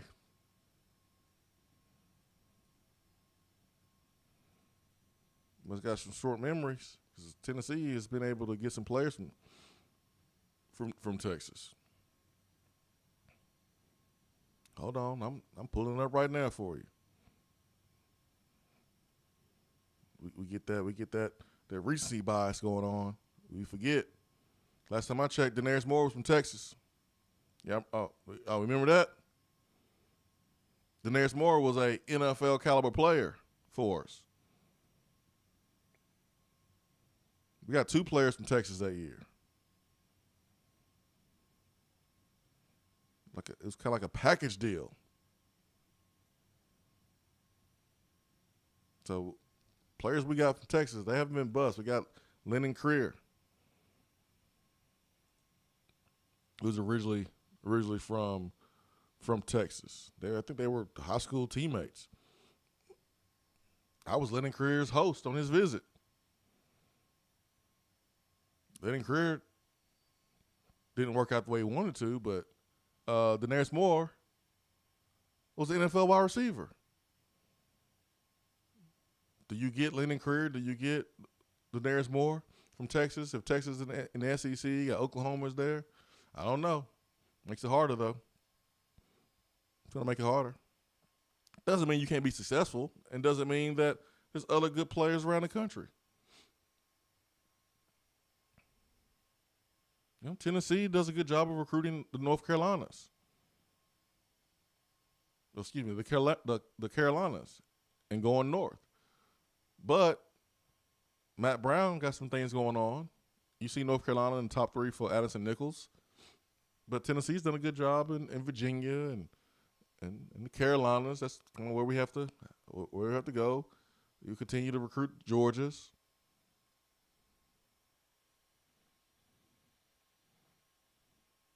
And we added pieces to the staff where we had some ties to the Midwest. We have some ties to the Mid-South. What would you consider Texas? Because like when you say South in football, it's more like Southeast, right? What would you consider Texas? South or like Southwest or Mid-South? But, John Murray had some time there at Texas, so he has some ties to that area. Tim Banks, Midwest ties.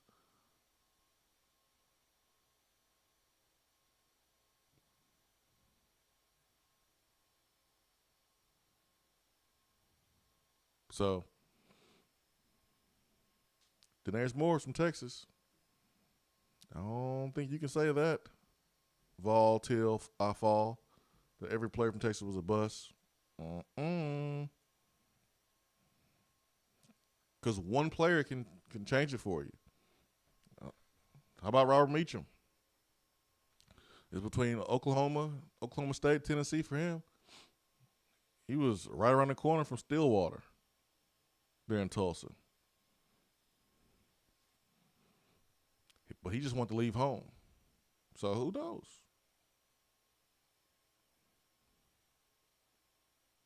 Texas Southwest. All right, Southwest. 865-255-03. But it's here. It's here. a deal.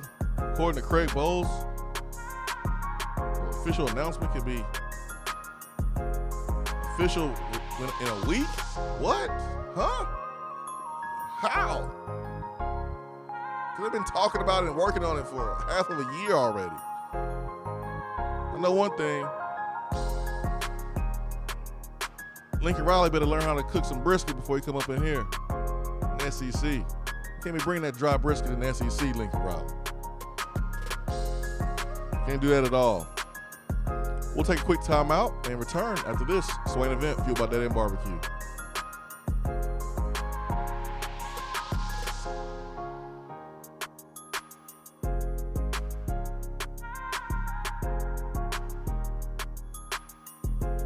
Hour 3 of the Swain Event is brought to you by the Low T Center and lowtcenter.com.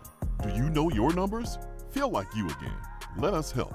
It's a new season, which means it's time to rep your team in new ways with gear from Game Time Sidekicks. Rep the Vols with every sip with a new tie-dye tumbler or bottle. They also have a new NFL Players Association product line, so you can support your favorite VFL on Sundays. Want to put your own flair on a tumbler? Game Time Sidekicks has you covered with options to add your own text or even a monogram on the back of your favorite team tumbler. To check out everything that Game Time Sidekicks has to offer, go to GameTimeSidekicks.com. Carry your team with Game Time Sidekicks. Guys, your health right now is more important than ever. I recommend Low T Center. That's where I get my levels checked. It all starts with the annual wellness exam where they do a comprehensive health assessment exclusively for men, making it quick and easy to take care of your health. And now they offer monitored self-inject at-home testosterone treatment.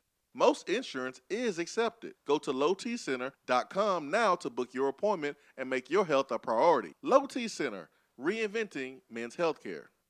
If you want to get in on the conversation, call the Iris Networks hotline at 865-200-5503. Grow your business with Iris Networks high-speed fiber internet. irisnetworksusa.com.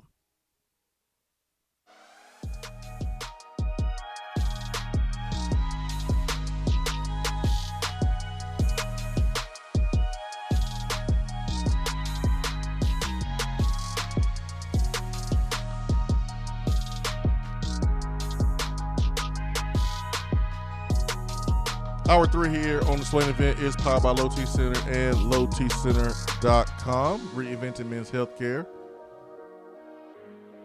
It's just me. It's just me today.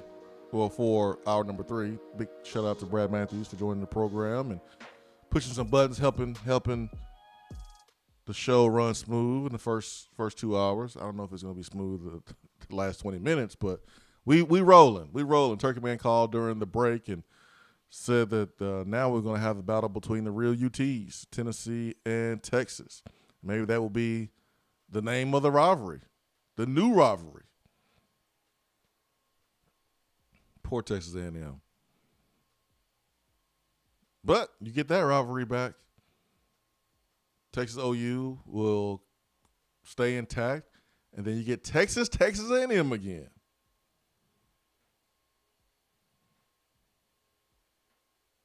Poor A&M. Y'all got to think about this.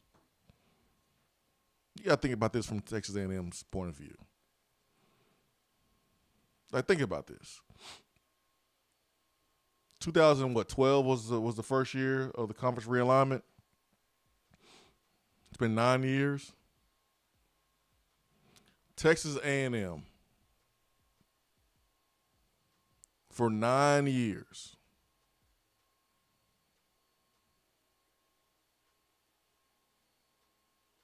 has not won the SEC West.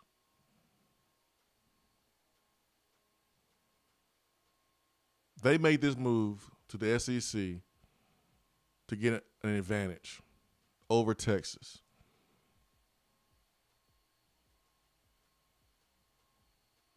They were able to sell that they were in the SEC in recruiting in-state players.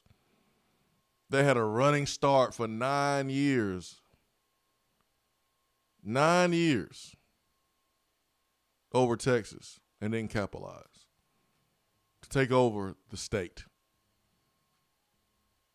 9-year head start to take over and haven't done anything with it.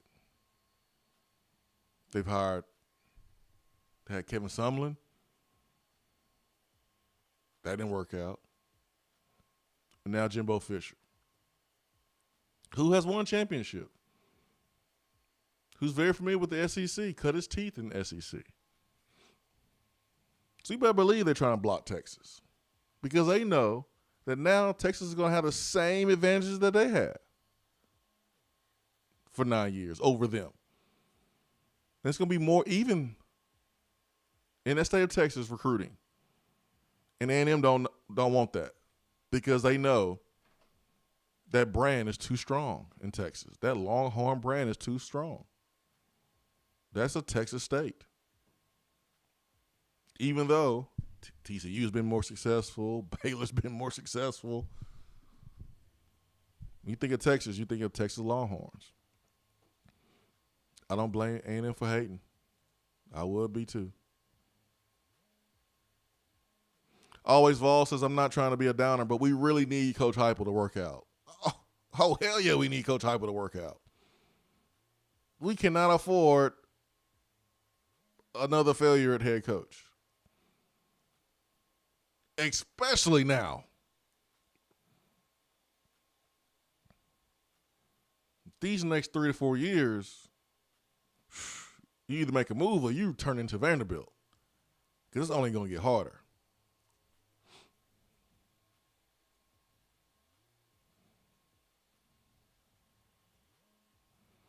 Donnie's Vol says, how does Tennessee combat these new changes?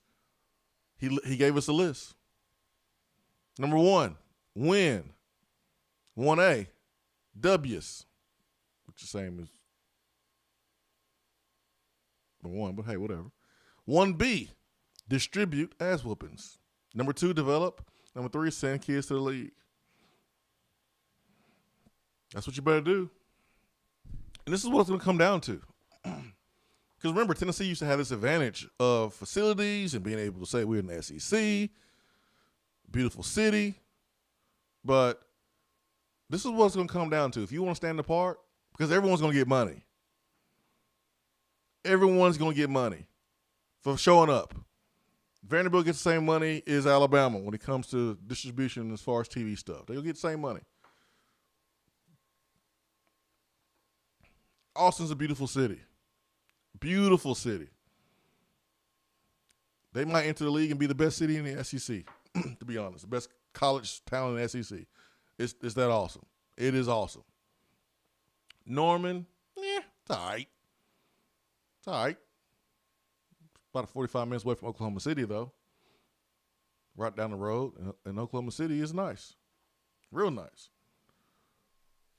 But how you separate yourself won't be because just straight money, because everyone's going to have money.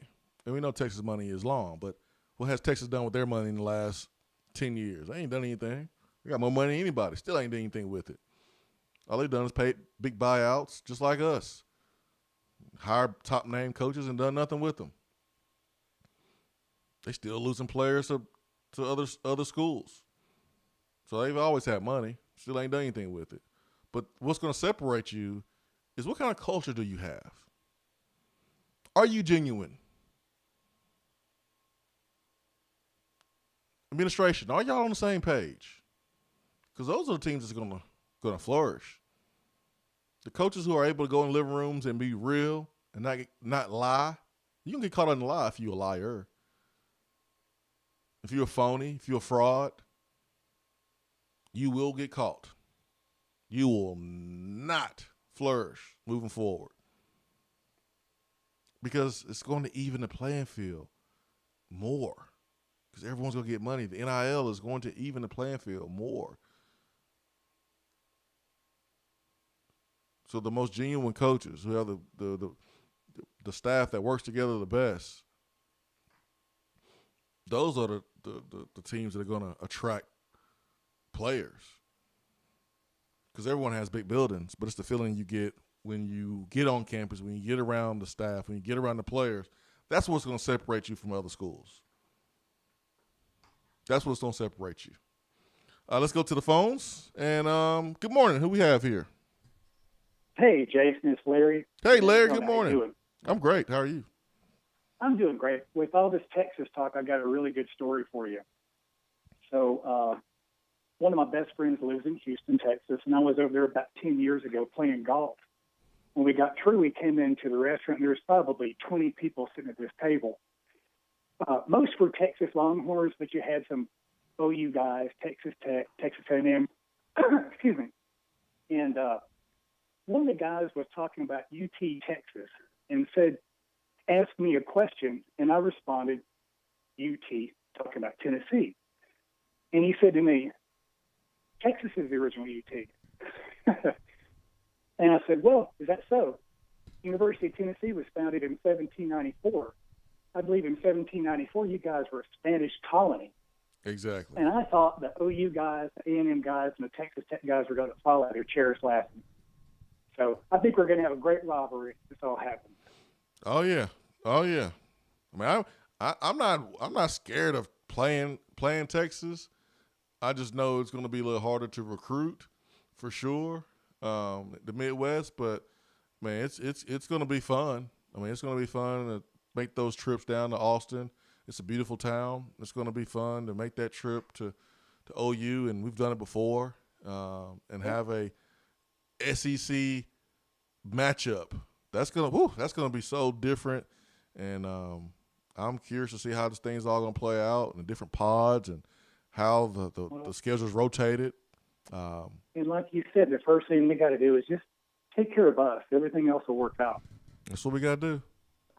Simple as That's that. all I had this morning, man. Enjoy your show. Hey, thank you. Have a good weekend. We got to take care of us. You got to do stuff the right way. You got to treat people right. Because not everybody does that. Why is Texas in the position that they're in? They are one of the richest states in the country. They value football more than anybody. But they can't get out of their own way.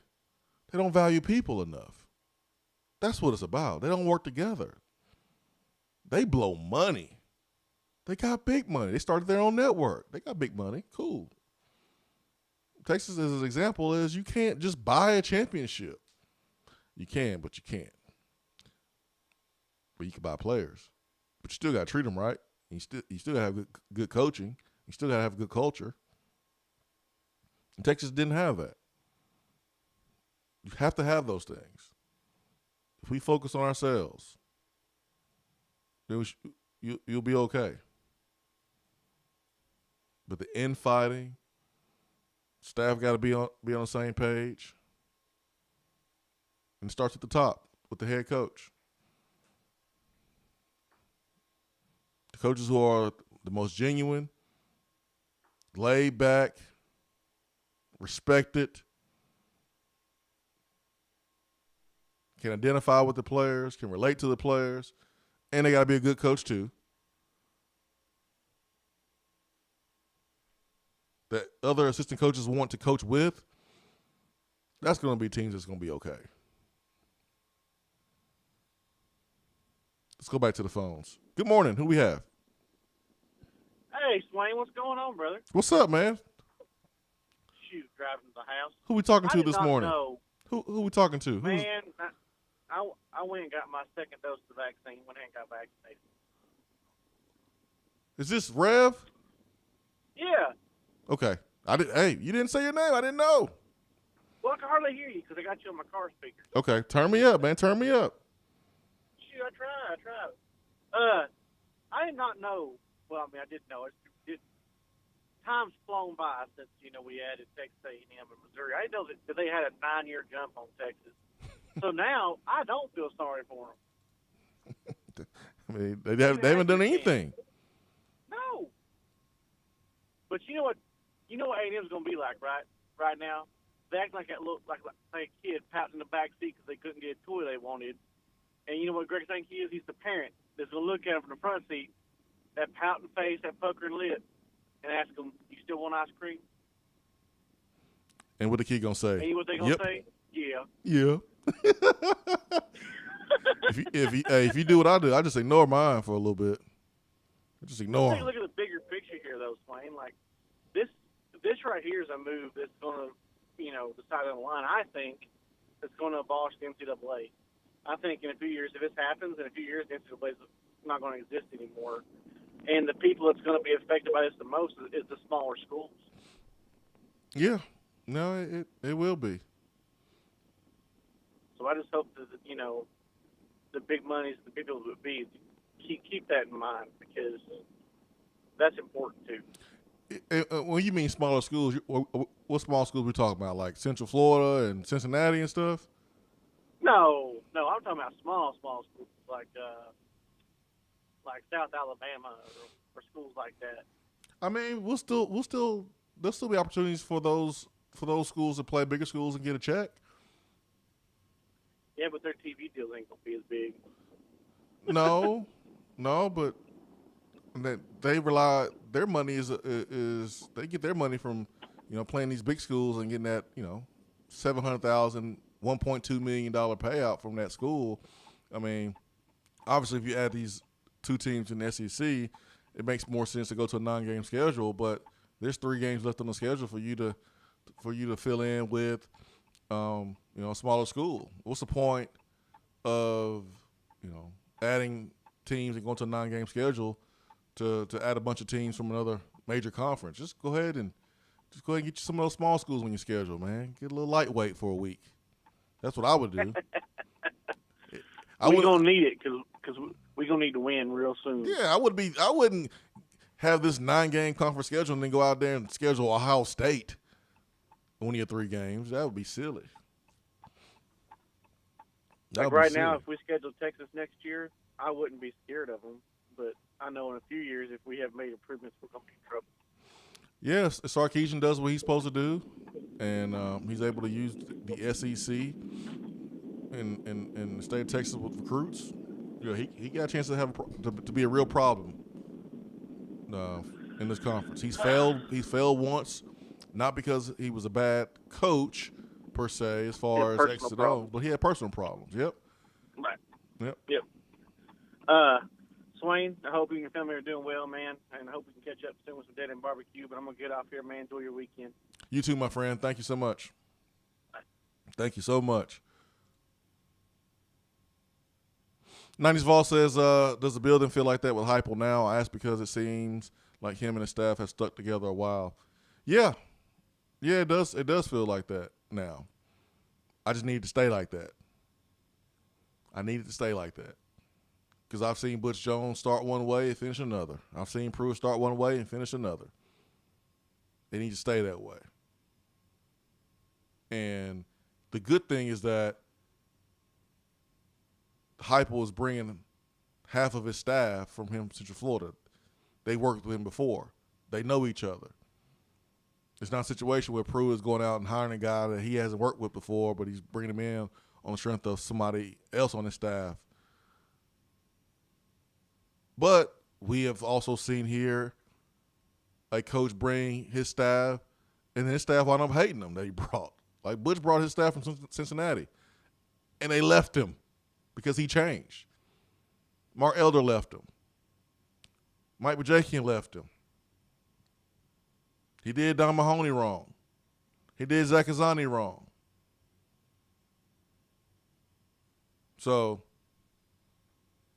not saying it's not possible. It's just more likely that Heupel bringing his own staff will result in more staff chemistry. And that's going to be important. You want to have a staff where guys love working for you, love working with you. You let them do their job. Because you better get the best recruiters on your staff. And you better have a culture where it's welcoming to the top assistant coaches in the country. Guys at Clemson, they just don't up and leave. They like working for Dabo. That's what Josh Heupel needs to have here. Because you're not going to be able to be Nick Saban and play musical chairs with assistant coaches and bounce back. Nick loses coaches every single year, and he has been that way since his time at LSU. It was why it was a turnoff for me when LSU recruited me. But that's how he has been, and he's been able to replace every single time. Now he's replacing them with former NFL coaches. Oh, man. So it just puts pressure on Heupel. And it's not pressure if it's who you are. If it's already who you are, it's no pressure at all. But it just puts the emphasis on having a positive culture with your assistant coaches and with your players. And Tennessee has the resources to compete with all the other big schools that's in this conference or the schools who are entering this conference. That's what it's going to be about. Everyone's going to have money. Everyone has big buildings. Everyone has passionate fan bases. But the difference is going to be the people. That's going to be the difference. And we got to win there. Vol BT says the Juwan Mitchell rematch game. Yeah, by the time we play Texas, Juwan Mitchell hopefully is playing in the NFL. West Tennessee Vol says Texas has been blowing Matthew McConaughey's money for decades. That's right. Oh, man, Matthew McConaughey's going to be chanting SEC now. That's going to be fun, right? Vol Birmingham says when Sark took the job at Texas, they had to have let them know at that point they were coming to the SEC. If not, he's like, dang, the road just become harder.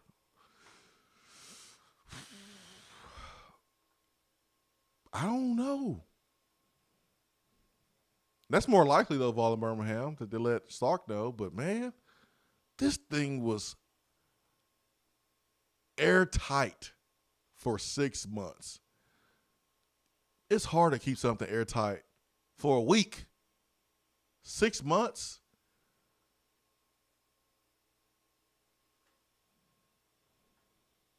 That would mean that more than 3 people knew.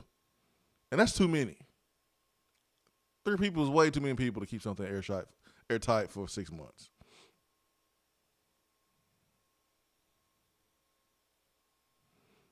Neil Mafia, how does that damn pod y'all keep saying make geographical sense? Vols, Georgia, South Carolina, Florida would make sense. Yeah, this whole pod geographically doesn't make sense because Arkansas and Missouri is in the same pod. It doesn't make sense at all. At this proposal I'm looking at that was put up on SEC Network, it doesn't make sense at all. Like Pod C makes sense. Pod B makes sense because it's Alabama schools and then Tennessee schools. Pod A makes sense, but Pod D doesn't make any sense at all. Wow. This thing is really about to happen, man. College football is changing. When we wrapped our head around the NIL, that was one thing. Embracing the change in college football. This is a whole nother level of changes that we're going to see with college football. Oh, man. Monday, we got recruiting that we'll touch on. Ben McKee will be back in the studio off his vacation. Look forward to talking Tennessee, SEC, college football as we approach 2021-2022 season. Will we hear any new developments with Walter Nolan? Didn't mention this during the show, but I'll mention it right now. Antonio Gates Jr. has Tennessee in his top 5. Son of NFL legend, Hall of Famer to be, Antonio Gates. Swain Event, fueled by Dead End Barbecue, top 100 barbecue restaurant in America. I hope you have a great weekend, a safe weekend. Peace and love. We are out. Have a great one.